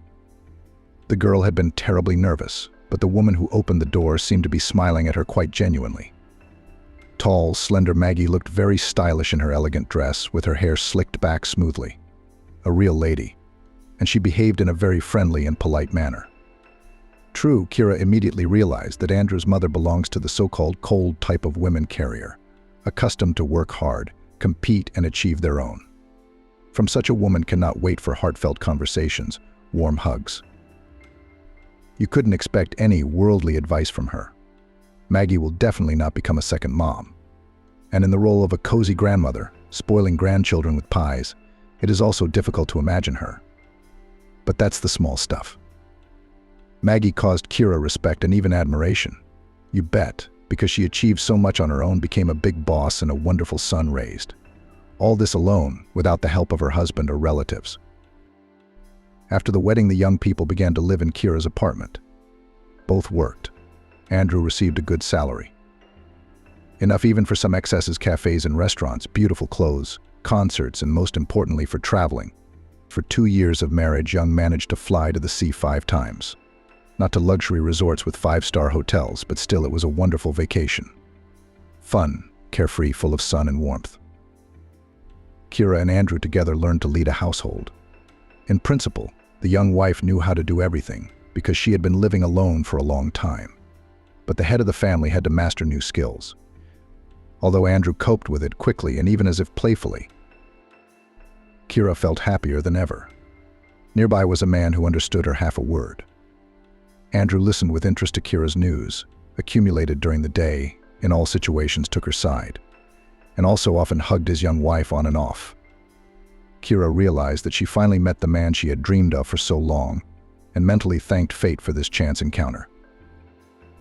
And then the newlyweds had their first son, Max. The name was chosen by Andrew. That was the name of his neighbor, who paid a lot of attention to the boy and became for him a kind of replacement for his grandfather. This was a respected man, serious, intelligent. He headed the local factory for a long time. That would be our Max, as smart and responsible turned out, dreamed the young father, rocking his tiny son in his arms. Kira nodded her head. She had slightly different plans for this child. The young mother wanted Max to be happy and healthy, and the rest was not so important. You didn't have to be a factory manager at all to feel joyful and peaceful. Max really turned out to be a lively and incredibly curious kid. He was ahead of his peers in many ways. Early went, early spoke. The baby constantly asked his parents questions, was interested in the world around him, tried to understand literally everything. Newly baptized parents did not want to soul in the firstborn. And so when he was about 4 years old, they decided that it was time to give birth to Max's little sister. Kira hoped that she and Andrew would have a daughter. She wanted to give that little girl all the things she didn't have: pretty dresses, fancy hairdos at matinees, conversations about girlish secrets like hugs and kitchen chores and such. But Vince was born a wonderful blue-eyed baby, charming in the first days of life, charismatic, attracting the attention of others. Well, for a daughter then? Next time Andrew smiled, rocking the stroller. It was their first family stroll through the city. Max was holding onto the handle of the stroller too. He was so looking forward to his brother, so excited to see him. But when Vince was brought home from the hospital, he was a little disappointed. It turned out Max had hoped his brother would be older right away. He'd imagined a boy with whom he could play catch-up or hide and seek. Time flew by at a dizzying speed. It turned out that coping with a couple of little boys at once is not so easy. And then Maggie suddenly came to Kira's rescue. Every day after work, her mother-in-law hurried home, quickly changed her clothes, had dinner and went straight to her daughter-in-law. Andrew was often delayed in court, sometimes came only late at night. By evening, Kira was completely exhausted, and at this difficult period, Maggie appeared. To take care of the grandchildren, she would go out with the kids to walk in the yard. Sometimes they'd go farther, to the park. It was only 2-3 hours a day at the most. But how Kira waited for them every time. While the children were away, she had time to clean up, cook something, go to the bathroom. And all this in peace and quiet. It would seem a trifle, but for a young, tired mother, it was a real salvation. How grateful Kira was to Maggie. She repeatedly told her mother-in-law about it, and the latter smiled discreetly and replied that she herself was happy to communicate with her grandchildren. No, a warm and close relationship between daughter-in-law and mother-in-law never developed, although Kira wanted it very much. She invited Maggie to tea, tried to make frank conversations, but this woman was some too aloof, cold and inaccessible, like the Snow Queen. Either she had such a character, or she didn't like Kira very much after all. Eventually, Kira stopped worrying about it and accepted the situation as it was. Maggie did not interfere with her daughter-in-law with advice, reproaches, and moralizing.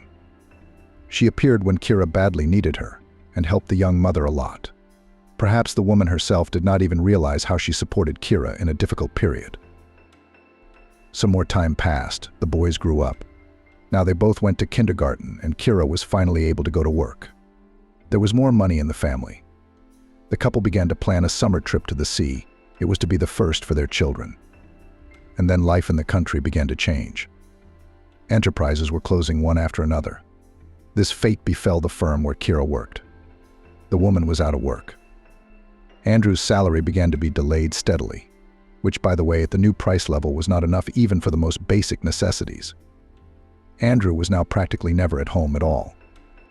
After a working day in court, he ran around the city in search of part-time work, somewhere to guard a warehouse, somewhere to help unload a truck. The man grabbed every opportunity to bring an extra penny into the house. Kira was now at home. She was looking for a job in her specialty. She ran to interviews, gave ads in newspapers, but there were no results. As a result, the woman could not even find a job as a salesperson. The supply of jobs in their town at that time far exceeded the demand for them. Kira was glad that she had at least managed to find a job as a cleaner. Now she cleaned the entrances of the neighboring building in the early morning while everyone was still asleep. The pay was low, but the upside was that the job ended before noon, and the whole day was free. Money was scarce, the children were growing at a dizzying rate, and their clothes were quickly becoming too small for them. They also needed to eat a full meal. Andrew and Kira could sit on buckwheat or pasta, but the boys needed vitamins, meat, fruit, and milk. Young spouses were often close to despair. It was Maggie who kept them from being completely lost. She had long ago been cut down, as she was old enough to be on a well-deserved vacation. And just someone needed a warm place, which for a long time was occupied by a firm and principled boss. But for years of work at a fairly high post, Maggie managed to save a certain amount of money. She dreamed of buying a small house by the sea, where she expected to meet old age. But circumstances have changed, and prices have risen. Now the woman's savings would not be enough for a decent place to live, and she was not going to buy anything. So Maggie used her savings to sponsor a young family every month. Both Andrew and Kira knew that if anything happened, they wouldn't be lost. Maggie wouldn't let them go under. But at the same time, they both didn't want to abuse the woman's help, and so they tried, stretched as hard as they could. It was hard, and yet the feeling of a strong rear guard kept them from getting discouraged. Despite everything that was happening, Maggie still remained for Kira incomprehensible, almost a stranger. Her mother-in-law kept her distance from her daughter-in-law, and with her son she did not open up and did not hug. But with grandchildren, a different matter. Only next to them the woman blossomed. She unashamedly hugged, kissed, called affectionate nicknames. And the boys reciprocated her grandmother. Kira sometimes tried to talk about it with her husband. "Never mind," Andrew replied. "That's just the way she is." I will try to keep the text as close to the original as possible, without adding new sentences and paragraphs. The length of the text will be roughly maintained. Dialogues and direct speech I will highlight according to the rules of the Russian language. The text will be divided into paragraphs. Phraseologisms will be replaced by more modern or simple expressions. Punctuation marks will be inserted according to the rules of the Russian language. All names and city names will be replaced with American names written in Russian letters. Name substitutions will be made according to the suggested list or made up by yourself if the name is not on the list. Mom was always like that. He smiled. Just a person so kind, good, loving. But she doesn't know how to show her feelings. Maybe it's because Mom grew up in an orphanage, didn't get love as a child. So she doesn't know how to express her feelings. But she's reliable, and she doesn't abandon her own. When Andrew and Kira's sons went to school, Maggie took over the lessons. It turned out that she once, many years ago, wanted to become an elementary school teacher. Then the woman's career took a different path, but now the long-time dream was realized in her grandchildren. Grandmother enthusiastically practiced with the boys. She knew how to be strict and demanding, but at the same time she emphasized to interest Max and Vince, to instill in them the desire for knowledge, to develop the innate abilities of her grandchildren. While their parents were trying to make a few extra pennies and were out working, their children were not running around the yard as street kids. They were under the reliable supervision of their grandmother, who invested a lot in their development. The result was pleasing. Both Max and Vince were the best students in their classes. They also excelled in sports. Maggie had time to drive them to the volleyball club on the other side of town. In this sports center worked the best coach, and Maggie did not agree to anything less for her grandchildren. And so they lived, trying their best, supporting each other, raising their children. And then one day Andrew got tired of living, as the man himself put it, a miserable existence. He decided to risk opening his own business. It is clear that the money for the promotion of the businessman took from his mother. And where else? Not in the bank at a crazy interest rate to make loans. Andrew bought in a neighboring city from a warehouse small things, technical, sold on the market more expensive, and immediately received, albeit small, but a profit. Success inspired. Andrew decided to work in this direction and registered as an individual entrepreneur. Kira helped him with the documents. She was an economist. She worked as an accountant for a long time. So reporting and primary documentation were entirely on her. The couple rented a place in the market and started work. At first, the business was slow. The client base had not yet been built up. Links with suppliers had not been established. Profits in the first few months were either minimal or non-existent. I had to solve many different problems. Sometimes I even wanted to give up, but in the end the business went on, and the small store earned money. Finally, the family had some money, albeit small, but it was their own. They didn't have to ask Maggie for help anymore. Andrew had even managed to pay her back the money he had borrowed to develop the business. Kira knew that her mother-in-law tried to refuse, to give this help as a gift to the young family, but Andrew insisted they still flew to the sea. The boys were old enough to be truly impressed by everything. Kira watched with what joy they were running along the beach, and her heart sank with delight. What happiness this was. There was more to come. Andrew's business grew. Soon the man opened a whole store, then another. Now he had a whole staff working for him, accountants, managers, salespeople. But Kira was given the opportunity not to work and to deal with the house and children. True, the boys had already become teenagers and no longer needed babysitters. But the family moved to a private house, and Kira had a whole garden at her disposal. For its improvement, the woman took up with energy and inspiration. And again, she thanked fate for what is happening in her life. A house of full cup, a loving husband, wonderful, talented children. Every day a reason for joy and pride. And the garden, where Kira felt herself a full mistress. Here she felt calm, relaxed, peaceful. The woman believed that her present life was a reward for what she had to endure as a child. She also often regretted that her father did not see how wonderful life was for his daughter. Probably he would be happy for Kira, and certainly did not dote on his grandchildren. And yet, as time went on, Kira began to realize that something was missing. Andrew had grown distant. No, they still had a wonderful relationship. Her husband was never rude to her, always remembered holidays and their personal dates. Only he was too busy working. He came home late at night, traveled a lot, literally lived his life. Max and Vince are almost adults. They have their own lives, their own friends, their own interests. And that's fine. It's just a little sad that their sons have grown up so fast. And Kira hadn't had time to fully enjoy their childhood years. She'd been too busy surviving.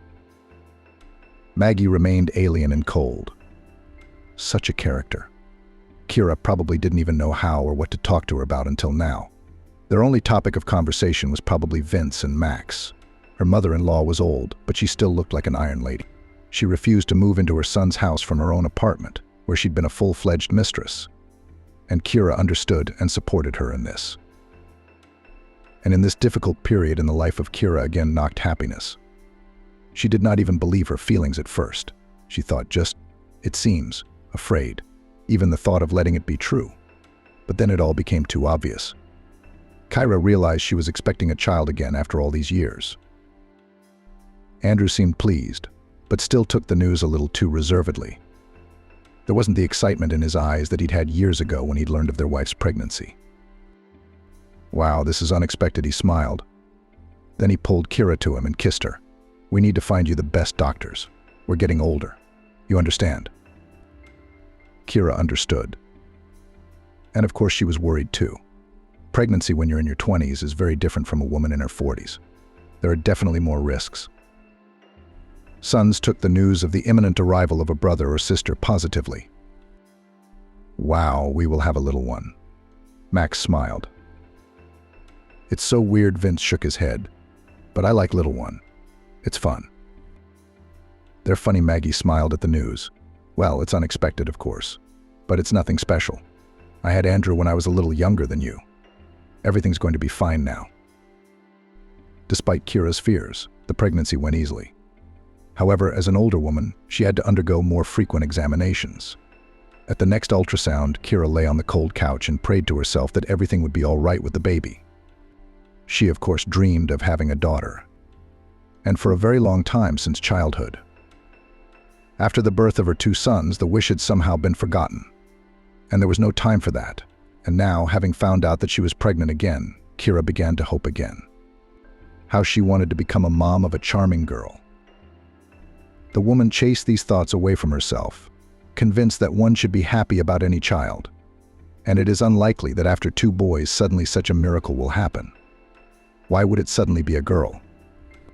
Now, lying on the couch, Kira wanted only one thing, that this child that lives under her heart. Everything turned out to be all right. And boy or girl, a matter of tenth. After all, how many of their cases are terrible? Being pregnant with her first sons, Kira did not know a lot of things. Now she had a lot of information that made her heart clench anxiously and her eyes stare into the face of the doctor, who was running a sensor across her abdomen to read her emotions. Kira kept thinking the doctor was frowning. How scared she was. Was it really that bad in there? "Do you have a girl?" suddenly said the man in a white coat in a calm and mundane tone. A hot wave of joy flooded Kira's heart, even a little dizzy. She didn't expect to be told the sex so early, and now it was a girl. Was this really happening to her? Had her dream come true after all? After all these years? "Is she all right?" Kira asked the question she wanted to know. "Everything is fine, there are no abnormalities," reassured the doctor. Kira was born on time. Kira had long ago thought of a name for her future daughter. It seems, still in the university, Emily. Kira, Emily, sounds similar, and that's great.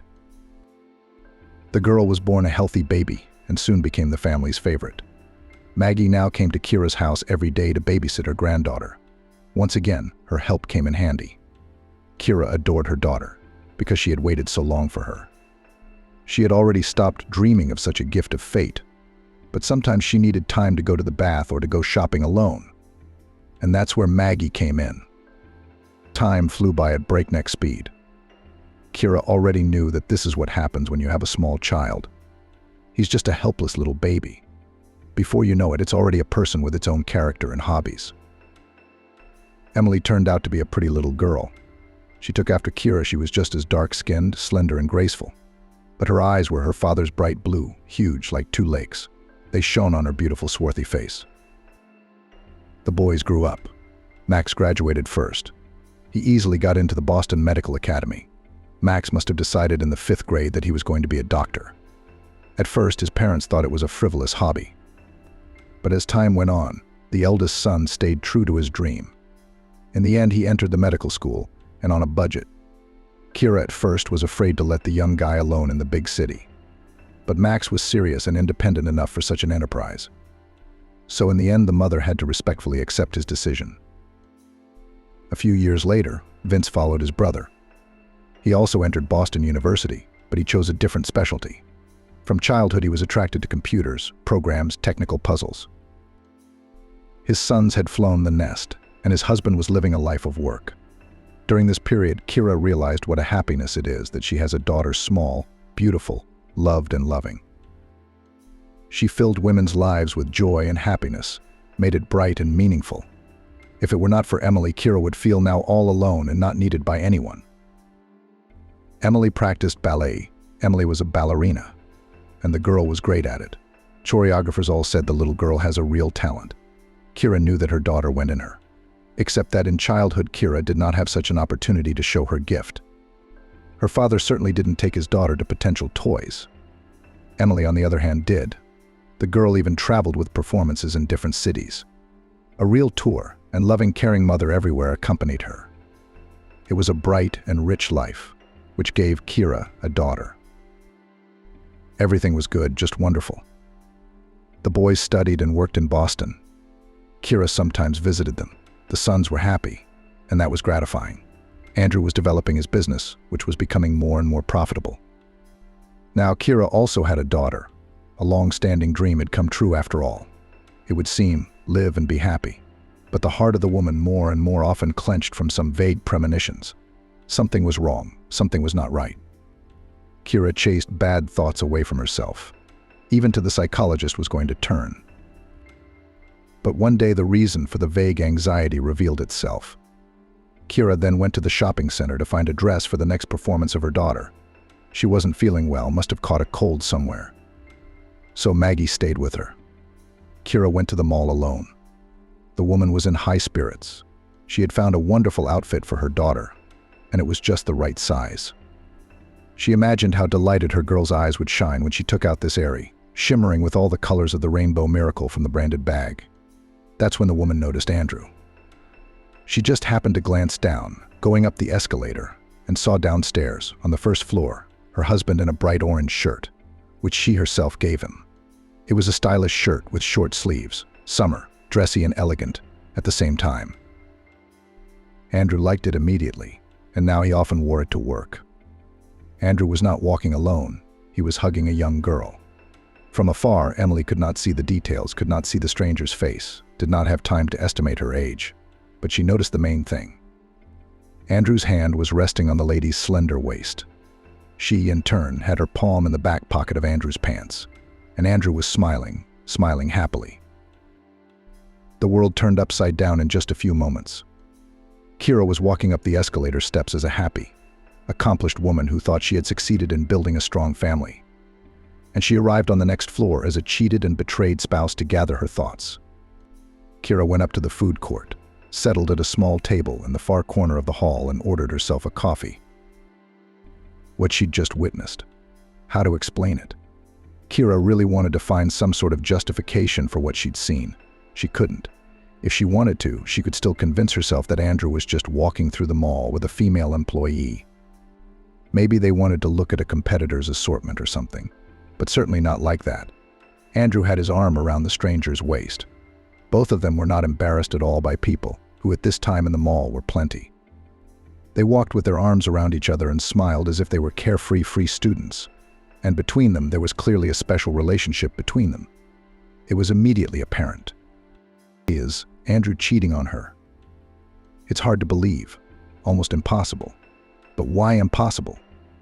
Kira began to reflect on her life and realized that she and Andrew had long lived as close relatives, but not as loving spouses. All their conversations revolved around the children and their future. When was the last time they went out together? Besides, Andrew was too often missing at work, flying on business trips. Maybe it wasn't business trips at all, but traveling with young mistresses. Kira found it hard to breathe, as if she'd been hit in the solar plexus. She was short of air. Everything was spinning in front of her eyes. Was her happy family life just an illusion? And how stupid did she have to be not to see it? Kira decided not to get emotional. She pulled herself together and got up from the table. She should go home and act like nothing had happened. When Andrew returned, she would discreetly take his phone and look into his correspondence. Then it'll all make sense, and then we can do something about it. We need proof. Otherwise, it's a lot to make up. Maybe it's not that bad. That night, Kira put her plan into action. She'd always trusted her husband.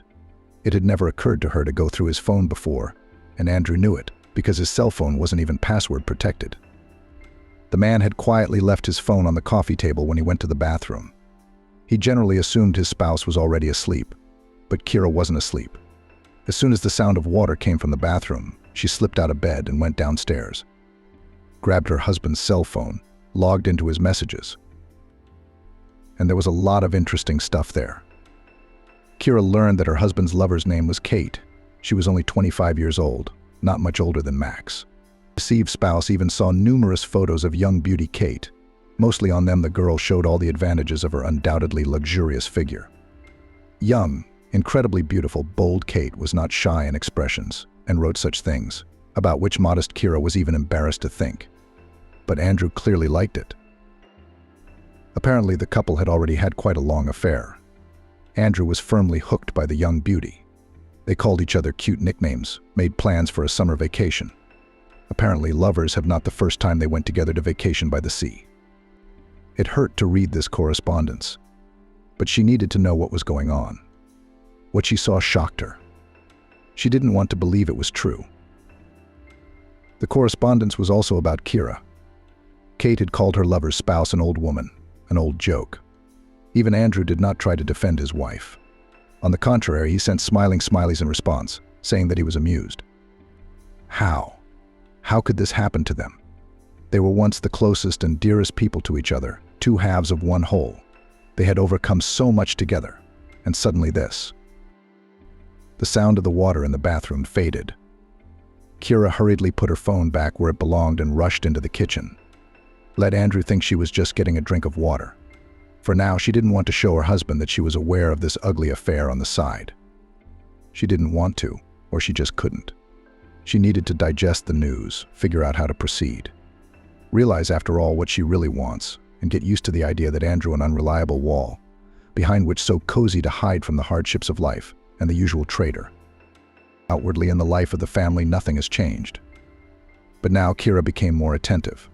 Andrew's delays at work and his constant business trips were perceived quite differently. From time to time, while Andrew was in the bathroom or out without his phone at the neighbors, Kira would look through his phone. Kate texted Andrew frequently. Some of the messages were quite explicit. They were usually accompanied by pictures of the girl. To Kate's credit, she looked great. Judging by the state of her body, the girl spent long hours in the gym. From the correspondence, Kira realized that Kate does not work and does not study. Typical Andrew content that he was apparently willing to pay for it all. No, Kira knew that men just over 40 often pay attention to young nymphs. Probably they feel younger, more energetic, stronger with them than with women of the same age. And what is there to hide? 25-year-old girlfriends, in most cases much more attractive than 40-year-olds. Spouse and reaper. But the woman thought her family wouldn't be affected. She remembered the way Andrew had looked at her, what he had said to her. He genuinely loved Kira. Once upon a time, she hadn't doubted that in the slightest. Could such feelings also grow cold with time? Kate. She was no longer just a lover or a girl for occasional entertainment, which at any moment can be abandoned, changed for another. The relationship between Andrew and his young lady was about 5 years old. Sometimes in their correspondence glimpsed historical dates, and the oldest of them came about the time when Susan was born. Apparently, that was when they had met. Kira remembered that period of time after giving birth, and with a newborn baby in her arms. She didn't feel very well. She probably looked even worse. Kira was completely focused on her health. Her daughter, even her sons, had no energy at that time. Thankfully, by the time her sister was born, they had long since managed to become fully independent young men. Of course, Kira paid almost no attention to her husband, because as it seemed to her, it was not necessary. A grown man, passionate about his work. But maybe that was where the mistake lay. Maybe she herself was to blame for what was happening to their family now. Kira shook her head and chased the wrong thoughts away. What was her fault? It was Andrew, after all, who had decided to look for fun on the side. No would support his wife in a difficult period, to take on some of the responsibilities, to take care of his wife and newly born daughter. No, Andrew chose a different option. Maybe this lovely Kate isn't his first mistress. Andrew had been estranged for a long time. Kira was now clearly aware of that. It's just that the woman preferred not to notice such trifles as distant alarm bells. He earns, does everything for the family, does not drink, does not beat, does not humiliate, and money does not limit. Well, that's great. What else is there to complain about? So Kira didn't complain. She lived and enjoyed a happy, as it seemed to her, family life. And then suddenly it hit her. Maybe Kate was not Andrew's first mistress, but in the fact that it was with her, he had a fairly serious relationship, Kira did not doubt. Andrew was truly in love with the girl. It could be felt in the tone of his messages. What only affectionate words he did not call his mistress. The man protected his lady from household, financial, and any other problems, gave gifts, constantly interested in her desires. It hurt Kira to read this. Perhaps so he did not behave with her even in the most golden years of their marriage. It is understandable then they were spinning, surviving, pulling children, not to sentimentality was. From the correspondence, Kira realized that Kate was pressuring Andrew about the divorce. "When will you divorce your old lady?" the girl questioned, supplying the message with anger-red emojis.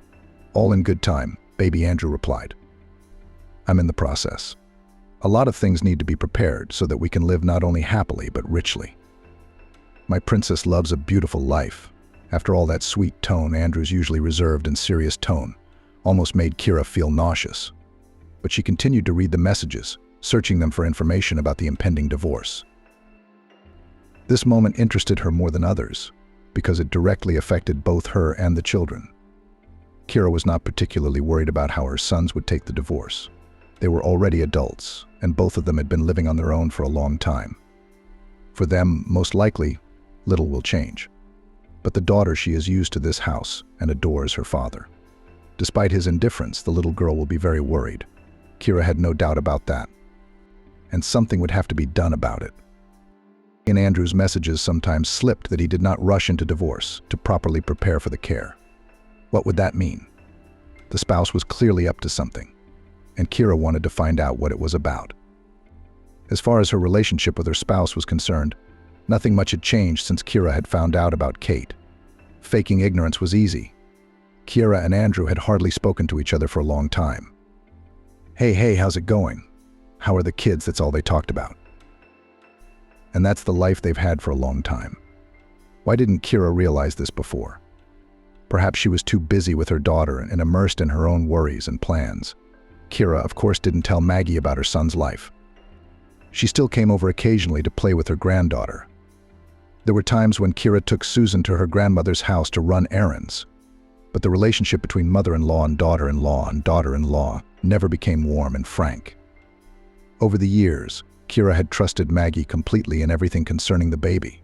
Perhaps it was the only person with whom the woman could leave her daughter with a light heart. But otherwise, over the years, Maggie and Kira had remained, in general, strangers to each other. No, of course, Kira couldn't tell Maggie about Andrew, though she wanted to share it with someone. Why worry the older woman? Of course, she'd be upset to hear about her son's behavior. Will be worried it will negatively affect her health. Of course, the mother-in-law will still find out about the divorce, which of course will have to go to.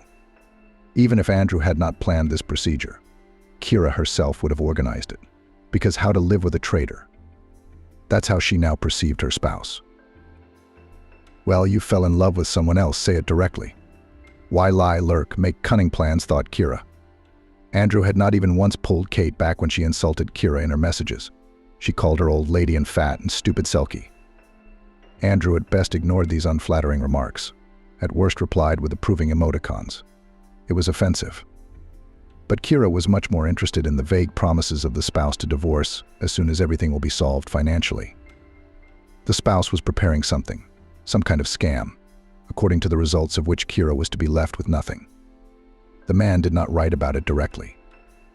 It is understandable correspondence with the mistress had a completely different character, was light, humorous, in some places passionate. But by some words and hints Kira understood that Andrew was up to something. But how would she know what surprise to expect? Surely the details of the plan Andrew and his mistress discuss when they meet. Kira, understandably, felt hard about the whole situation. The pain of betrayal, the uncertain future, the suspended state. And there was no one to share it with. If her mother were alive, how much easier would this misfortune have been to bear? Kira slept badly, nervous. She turned pale and shriveled. She became irritable, withdrawn. Her physical condition even worsened, with headaches. One morning when Kira was feeding her daughter breakfast, her mother-in-law called. "Are you home now?" Maggie inquired. "Yes," Kira replied, deftly slicing bananas, pouring porridge, serving nuts. "Andrew is already at work and my daughter and I are home." "Great, I'll be right over." Kira cheered. "That's great. So her mother-in-law would babysit Emily. She'll go to the doctor herself in the meantime. Her head was hurting too much. Have them prescribe some pills. I can't take it anymore." Maggie showed up, as usual, with a present for the great, a beautiful doll in a big pink box. The girl threw herself on her grandmother's neck. No, not because of the toy, of course, it was just that there was some special bond between Maggie and Emily. It seemed that grandmother and granddaughter understood each other without words. Something similar Kira had observed before with her sons. Maggie was a wonderful grandmother to all her children, sensitive, caring, attentive. It was surprising, considering her bossy, somewhat cold nature. Surprising, but wonderful. It's so nice to know that your children are so loved by someone other than you. "Good morning," Kira smiled at her mother-in-law. "It's so good to have you here. Emily has missed you already." "I'm actually the one who came to see you today." The smile directed at her granddaughter slid off the older woman's face. She stared at her daughter-in-law absent-mindedly. Kira immediately tensed, sensing that this was going to be about something serious. "Go into the living room and watch cartoons," Kira turned to her daughter. "Okay." Here was a rather dire situation for Kira. It seems that Maggie's mother-in-law guesses or knows about Andrew's infidelity. Maggie is clearly concerned about this and wants to talk to Kira straight, perhaps to caution her or give her advice based on her life experience. This is certainly a painful conversation for Kira to have. She's already suffering from her husband's betrayal, and now her mother-in-law is broaching the subject. On the one hand, Maggie's support can be very valuable in such a situation. But on the other, Kira, perhaps, will be even harder to realize that what happened has become the property of relatives. Overall, the conversation promises to be very emotional and challenging for both women. It is important for Maggie to approach this sensitive topic with sensitivity and understanding, not blaming, but trying to support Kira. And Kira will need to gain strength and patience to listen to her mother-in-law and perhaps make some difficult decisions after their conversation. The situation is far from ideal, but at least Kira has someone close to her who cares. Age was coming to an end as well. Kira didn't see any candidates around her for the role of a father for the future child. That's why she went to the resort that summer, to fulfill her long-time dream.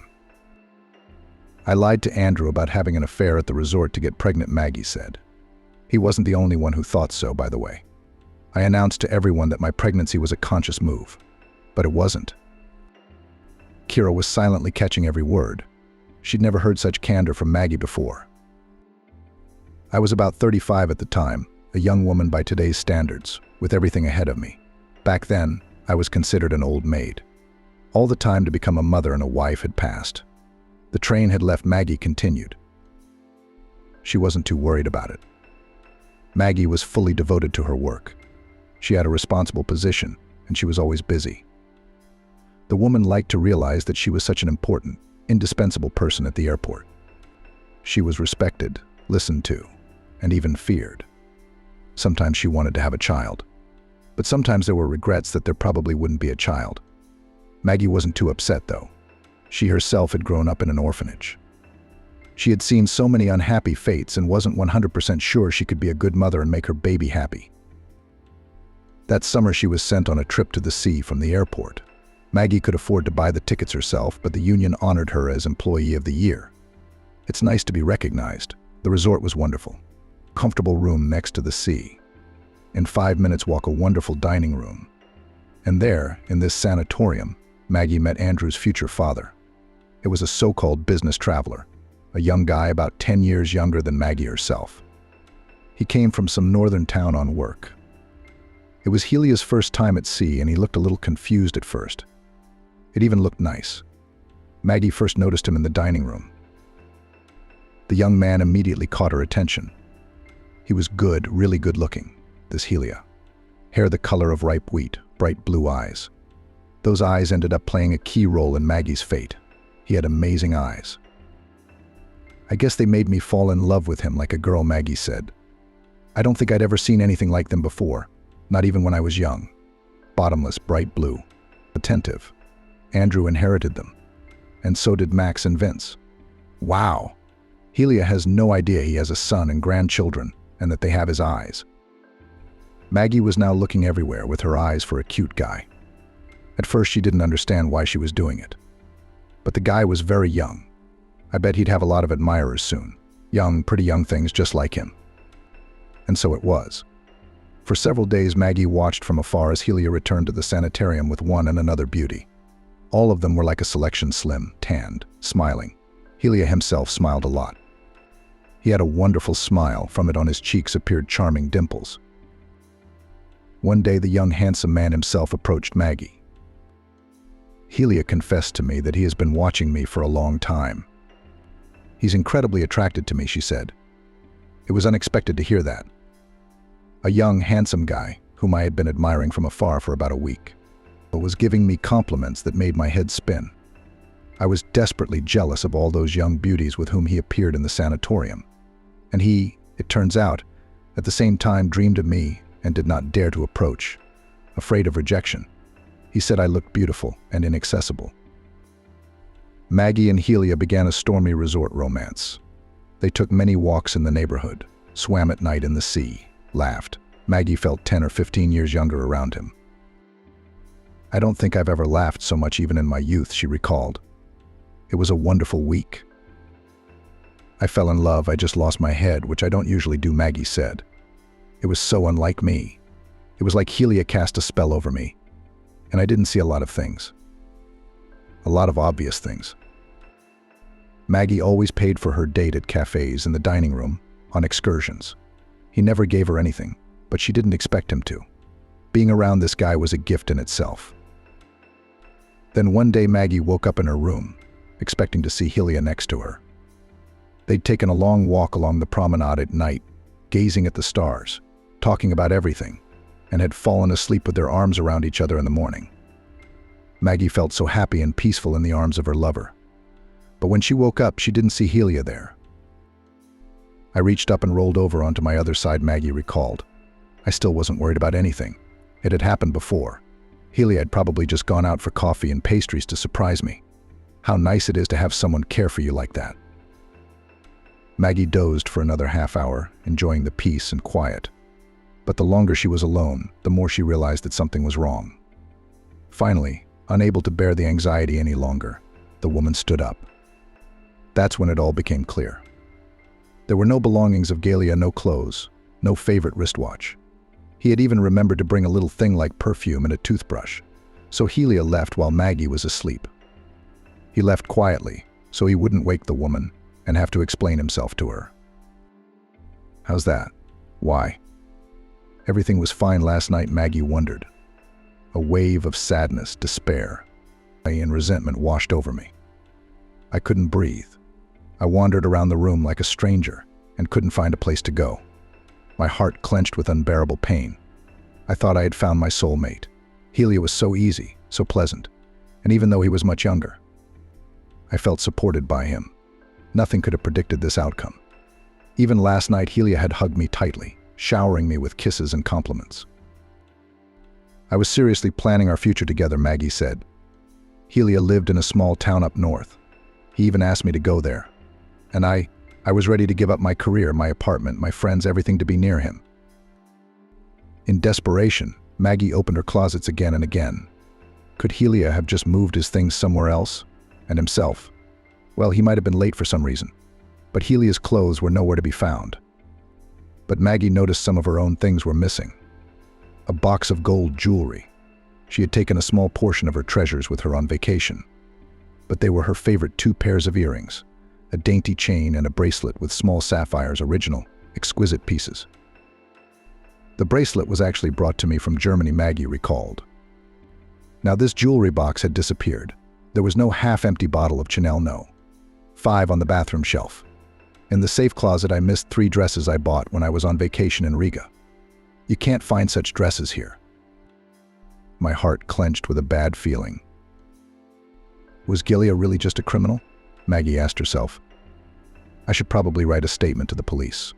On the other hand, it would be shameful to have to confess to strangers that I lost my head like that, blindly trusting a young traitor. I'm a grown woman, a boss. Maggie sat down on the couch, hugged herself tightly, and began to sway. That's what I used to do when I was a little girl, she recalled. I grew up in an orphanage. There you can't get comfort and sympathy from adults. So I got into the habit of comforting myself. As an adult, I somehow outgrew this ritual. And now, in a moment of stress, the habit has returned. We should get out of this stuffy room and take a walk on the beach, Maggie decided. The fresh sea breeze would give her strength and bring relief. As she approached the front door, she noticed a note. Helia had left her some kind of message on the mirror.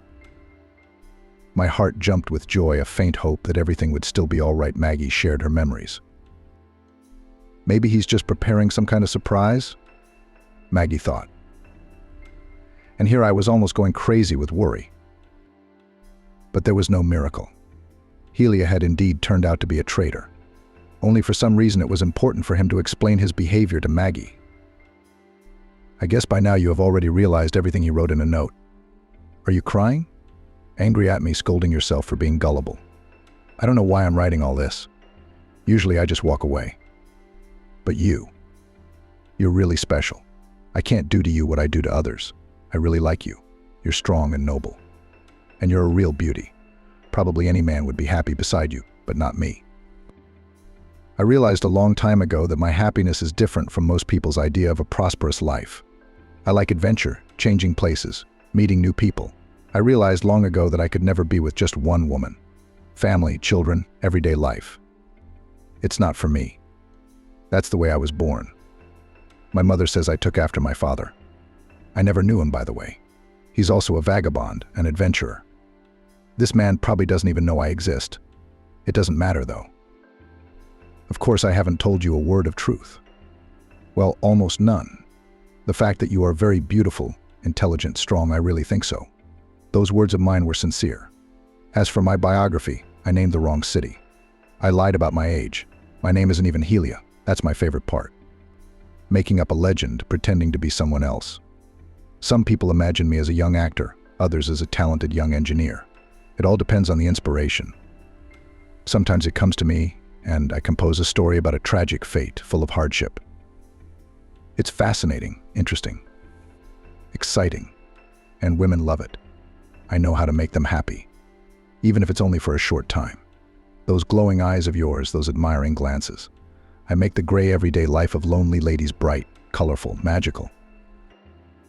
You have to pay for all these things in life, wrote Gelia. That's why I charge a small fee for happy weeks and days. You'll agree that it's only fair. Our week, it was one of the happiest weeks of your life, wasn't it? I'm moving on. New adventures, new stories await me. And you, no offense, you're really special to me. I usually leave in silence, I don't leave notes. But I wanted to explain myself to you. Maggie stared hurriedly at the sheet of paper. What she was reading was hard to put into her head. Helia, who was not even Helia, turned out to be a professional Alfonso, living off women, flitting through life like a careless butterfly. He plays different roles and enjoys it. Most likely we are talking about a special mental disorder, thought Maggie. But a normal person can't live like that. The strangest thing was that when she read the note, she agreed with Helia. The guy was right. This week really had been the brightest and happiest week of her life. Maggie decided to leave this story in the depths of memory, sometimes to return to it again, to feel those bright, positive emotions that gave her Helia. But it turned out differently. After returning from vacation, Maggie realized that she was expecting a baby. I realized that it was the child of Gelia, a man, perhaps not quite mentally healthy, she recalled. But I decided to keep it because first of all, I was tired of being all alone, and secondly, I guess I still loved Helia. Or rather, the image that young man had created. At the due date, a wonderful, healthy, and strong boy was born. He had Helia's eyes. Maggie had noticed that back at the birth center. The handsome, charming baby inherited other features of his father's appearance. He bore little resemblance to Maggie. The woman prayed that the resemblance to Helia would be limited. Knowing the genes Andrew had inherited, Maggie paid special attention to his upbringing. She developed in him responsibility, honesty, and kindness, and Andrew seemed to grow up to be a wonderful boy. With anxiety, Maggie searched in her son traits of reckless adventurer, as was his father Helia. But she didn't find them. Andrew faithfully prepared his lessons, never skipped classes at school, and then at the university. When the guy grew up, Maggie watched his relations with girls with bated breath. But even here, Andrew did not resemble Helia in any way. Before Kira, he dated a former classmate. They had been a couple for several years in a row, no stormy short-term romances.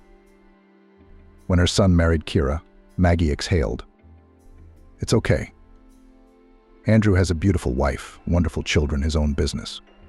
No, the son is nothing like the character of a wealthy Alphonse father. It's not that bad. But it turned out that she had rejoiced too soon. Maggie shook her head. Now I'm going to have to tell you the bitter and ugly truth about Andrew. I kept quiet while it was none of my business. Went through everything inside of me, but now my grandchildren's welfare is at stake. I can't let them be left with nothing. Kira knew what she was talking about. I know he's cheating on me, she said. Andrew has a young mistress. I've seen them together and even read the sweet couple's correspondence. Maggie's eyebrows rose in surprise. And why didn't you scandalize him? How did you even get over it? I'm just confused, Kira admitted. The opportunity to discuss the situation with someone made her feel better. Yeah, it's Andrew's mom, but I felt like she was totally on my side. I see. Maggie nodded. Anybody would be confused. So you know about this Kate? Kira nodded, then asked, "But how did you know about it?" "Andrew told me," Maggie said. "He said he'd been unhappily married for a long time. That you, as a wife, do not pay attention to him. You've lost yourself in the children and the house, become uninteresting and indifferent. The usual male excuses." It was painful for Maggie to realize that the son, the only child, in whom so much invested, apparently still inherited the genes of his father. Even if not immediately, they had taken over. Kira could barely hold back her tears. "But maybe he's right. I've been really busy with the kids in the house. Maybe Andrew really did miss my attention. I wish we'd talked about it in time." "He's wrong." Maggie was adamant. "There's more to it than that. Sometimes the feeling goes away. It happens and it's normal. But this is different. Andrew's lying to you, hiding, and that's the worst part. He and Kate are going to leave you with nothing. You and the kids." "How?" Kira gasped. She was used to the idea of Andrew cheating on her. And here was a new shock. It seemed to her that her husband adored children and would do everything to provide them with a happy future. And now this. Although these hints that he's preparing for divorce. "They have a plan," Maggie shook her head sadly. "When I heard it, I wanted to give up both the plan and my son. But then I decided to keep my emotions to myself. If I don't agree, they'll come up with something else. Now, girl, listen to me carefully." Andrew felt like a happy man. He achieved a lot in life, built a whole mini empire, organized a network of stores of sanitary ware. The man had a right to be proud of himself. His family life up to now, everything suited him: a beautiful wife, wonderful children, well-adjusted life. It was a kind of quest to get funds for the family, buy a new car, change the apartment to a large house. And then these tasks somehow ceased to fascinate and bring joy. It became too easy. Andrew no longer needed money. They were enough for new acquisitions, and for traveling, and for children's education. The man was suddenly bored. And then just at this very moment in his life appeared Kate, young and energetic, who loves adventure and adventure. She worked as a sales clerk in one of his stores. One evening, Andrew stopped by one of his stores to talk to the accountant, but she was no longer there. But behind the counter stood a new saleswoman, incredibly beautiful Kate. She was openly flirting with her boss. Andrew at first resisted the feelings that arose. His mother from childhood brought up in him responsibility, hammered into his head the true values of the family. But when it happened, he realized that all these years he had lived in the captivity of his own attitudes. With Kate, Andrew felt young and energetic again. She loved adventure as much as he did and was capable of risky actions. Existence without this girl now seemed bland and boring to Andrew. So it went on for several years. Feelings did not subside, but only flared up with renewed vigor. Andrew literally went crazy about his young, beautiful mistress. He did not want to part with her for a moment. But every night he had to return to Kira, and the atmosphere of the house, once warm and cozy, was now weighing on him. Andrew felt like he was in prison. His lovers were talking more and more about how he needed to divorce Kira. It was a done deal. True, both of them didn't want half of the property to go to his lawful wife. She didn't work, did she? Kate resented her. She was sitting at home, relaxing, watching soap operas, and you worked. All property should belong to you and only you. That's true, Andrew sighed. But the law is the law. Kira will be given half of the jointly acquired property. But isn't there a loophole? You can hire a good lawyer, Kate insisted. Let him figure something out. And one day there was. It was simple and complicated at the same time. It was suggested by a lawyer who was familiar with such matters.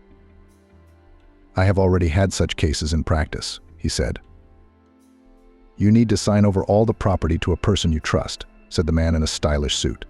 And your wife should trust him too. Maybe a close friend or relative. My clients explain this to spouses to preserve assets in case of business problems. Everyone has their own version. After that, you can initiate divorce proceedings. There's no property, nothing to divide. And the trustee, after everything, just rewrites houses, apartments, cars on the already divorced spouse, that is, on you. That's it. Andrew thought for a long time. After this conversation, he had only one candidate for the role of such a proxy as mother. Kira would easily agree to sign over all the property to her. She trusts her mother-in-law, but how to come to her mother with such a request. After all, you'd have to confess everything to her. Still, there was no other way out, and Andrew decided to have a serious conversation. He realized that his mother would not be delighted with the situation. But she's his mom. She will definitely support her son, help. It was a pity to give Kira half of what he earned, especially since Kate is right, the wife did not work, lived a quiet and relaxed life. What right does she have to all this? Maggie listened to her son in silence without interrupting. As always, she looked unperturbed and somewhat detached. The only thing that betrayed her anxiety was her fingers, which were relentlessly running over the long sleeve of her sweater. "Have you made up your mind?" Maggie asked when her son had finished. Yes, he nodded. "Don't you feel sorry for Kira?" "I've fallen out of love with her. She's obviously indifferent to me. So now we have to suffer together for the rest of our lives. And what about the property? She hasn't invested a penny in the house or anything else. So it's all fair. I was the only one who worked. She was the one who provided for me. And she raised your kids," Maggie reminded me. "Thanks to Kira, you could think of nothing else but growing the business. She always took care of the rest. And remember, at first Kira helped you a lot." "Doing those reports at night, making estimates," Maggie said. "And then you had a staff of accountants." "You're exaggerating, Mom, really exaggerating what she did." "All right, what about the kids?" You could see that Maggie was taking great pains to control herself. "What about the children? Are you going to pay child support? Help out like that?" "So you'll help me?" After a brief silence, Maggie nodded her head. Andrew could see from her eyes that his mother didn't approve of what he was doing. Well, he didn't expect anything else. The important thing was that she agreed. Andrew signed over all the property to Maggie. Kira didn't suspect a thing. She immediately believed in the fairy tale that Andrew thus just avoid unnecessary risks. Kira had not been paying much attention to anything lately. All her time and attention was devoted to her young daughter. Well, all the better. Kate was as happy as a child. She should be, because everything was going so smoothly, without problems. It seemed to open up a happy, carefree future ahead. Kate and Andrew planned to celebrate their success with a trip to the sea. They had already chosen a resort, even argued a little about it. One day, when all the property was already rewritten to Maggie, Andrew dared to have a frank conversation with Kira. The man, of course, was worried. All the same, to tell the person with whom he lived for so many years, such news is not very pleasant. But Kira took everything surprisingly calmly. Naive woman, apparently, has not yet guessed that she will not get anything in the divorce. She would only find out in the courtroom. And even if she finds out sooner, there's nothing she can do about it. Andrew officially moved into the apartment he'd rented for Kate. Now it was just the two of them, waiting for the court hearing, after which Kira would have to leave home. Where? Her own apartment, the same one they'd lived in before Andrew's success. The ex-wife and her daughter won't be on the street. And the boys, they're already in another city. Young men on their own. You don't have to worry about them at all, Andrew said. And so finally the day had come. Andrew and Kate had waited so long for this date. Today, at last, everything will be over. Andrew will get his freedom. A little later, he will transfer everything from his mother to himself, and the sweet couple will fly to the beach with white soft sand. Kate decided to go to the meeting. Together with her lover, she put on an elegant marriage suit, emphasizing the advantages of her gorgeous figure, made light makeup, let her hair down. Andrew once again admired his beautiful beloved. Yes, she looked like a supermodel from the cover of a magazine. In his youth, Andrew had never dreamed of such girls. And here he was, a stunning beauty was in love with him. Being in the conference room, Andrew immediately noticed Kira. She looked surprisingly calm and dignified. For some reason, Maggie was sitting next to her. She was wearing a suit that she had worn as an airport employee on particularly important days, days when she needed luck. His mother's presence confused Andrew. He was worried, why was she here? She's sitting next to Kira. She's here to support her sister-in-law. Odd, given their plan. Kate tensed at the sight of her future mother-in-law, too. She'd taken a dislike to Maggie beforehand. Realized the older woman wasn't thrilled that a young rival had broken up her son's tight-knit family. So what? What did her opinion matter? Absolutely nothing. Maggie greeted her son and his companion with a nod of her head. Kira, on the other hand, said hello loud and friendly, even smiled. The hearing began. The judge read the divorce decree, determined the place of residence of the minor daughter with her mother, and announced the amount of alimony, which should now be paid monthly on Emily Andrew. And then it came to the most important thing of all property. Since you do not have any common property, you have nothing to divide, the judge concluded the speech. Yes, the marital apartment will remain for her. But that's not all, Maggie reminded her. It's all about the divorce case, the judge looked at her reproachfully. As for your gift, it's not a subject for discussion in court. What gift? Andrew jumped up, his heart clenched with misgivings. Kate, sitting next to him, smiled happily. She did not suspect anything yet. The deed of gift I made to Kira, Maggie replied, looking pointedly at her son. To Kira and the grandchildren. What did you think? I'm going to leave them on the street with nothing, so that you can live happily ever after, and they'll all live in a cramped apartment. Andrew's eyes went blurry. He hadn't expected this from his mother. He looked at Kate. The girl's beautiful face was twisted in an angry grimace. She opened and closed her mouth in surprise, trying to say something, but not a single word escaped her tongue. She even seemed to be out of breath.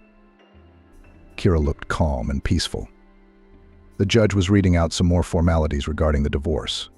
Maggie was whispering about something with her sister-in-law, and it was slowly dawning on Andrew that it was over. Of course, Kate would leave him now.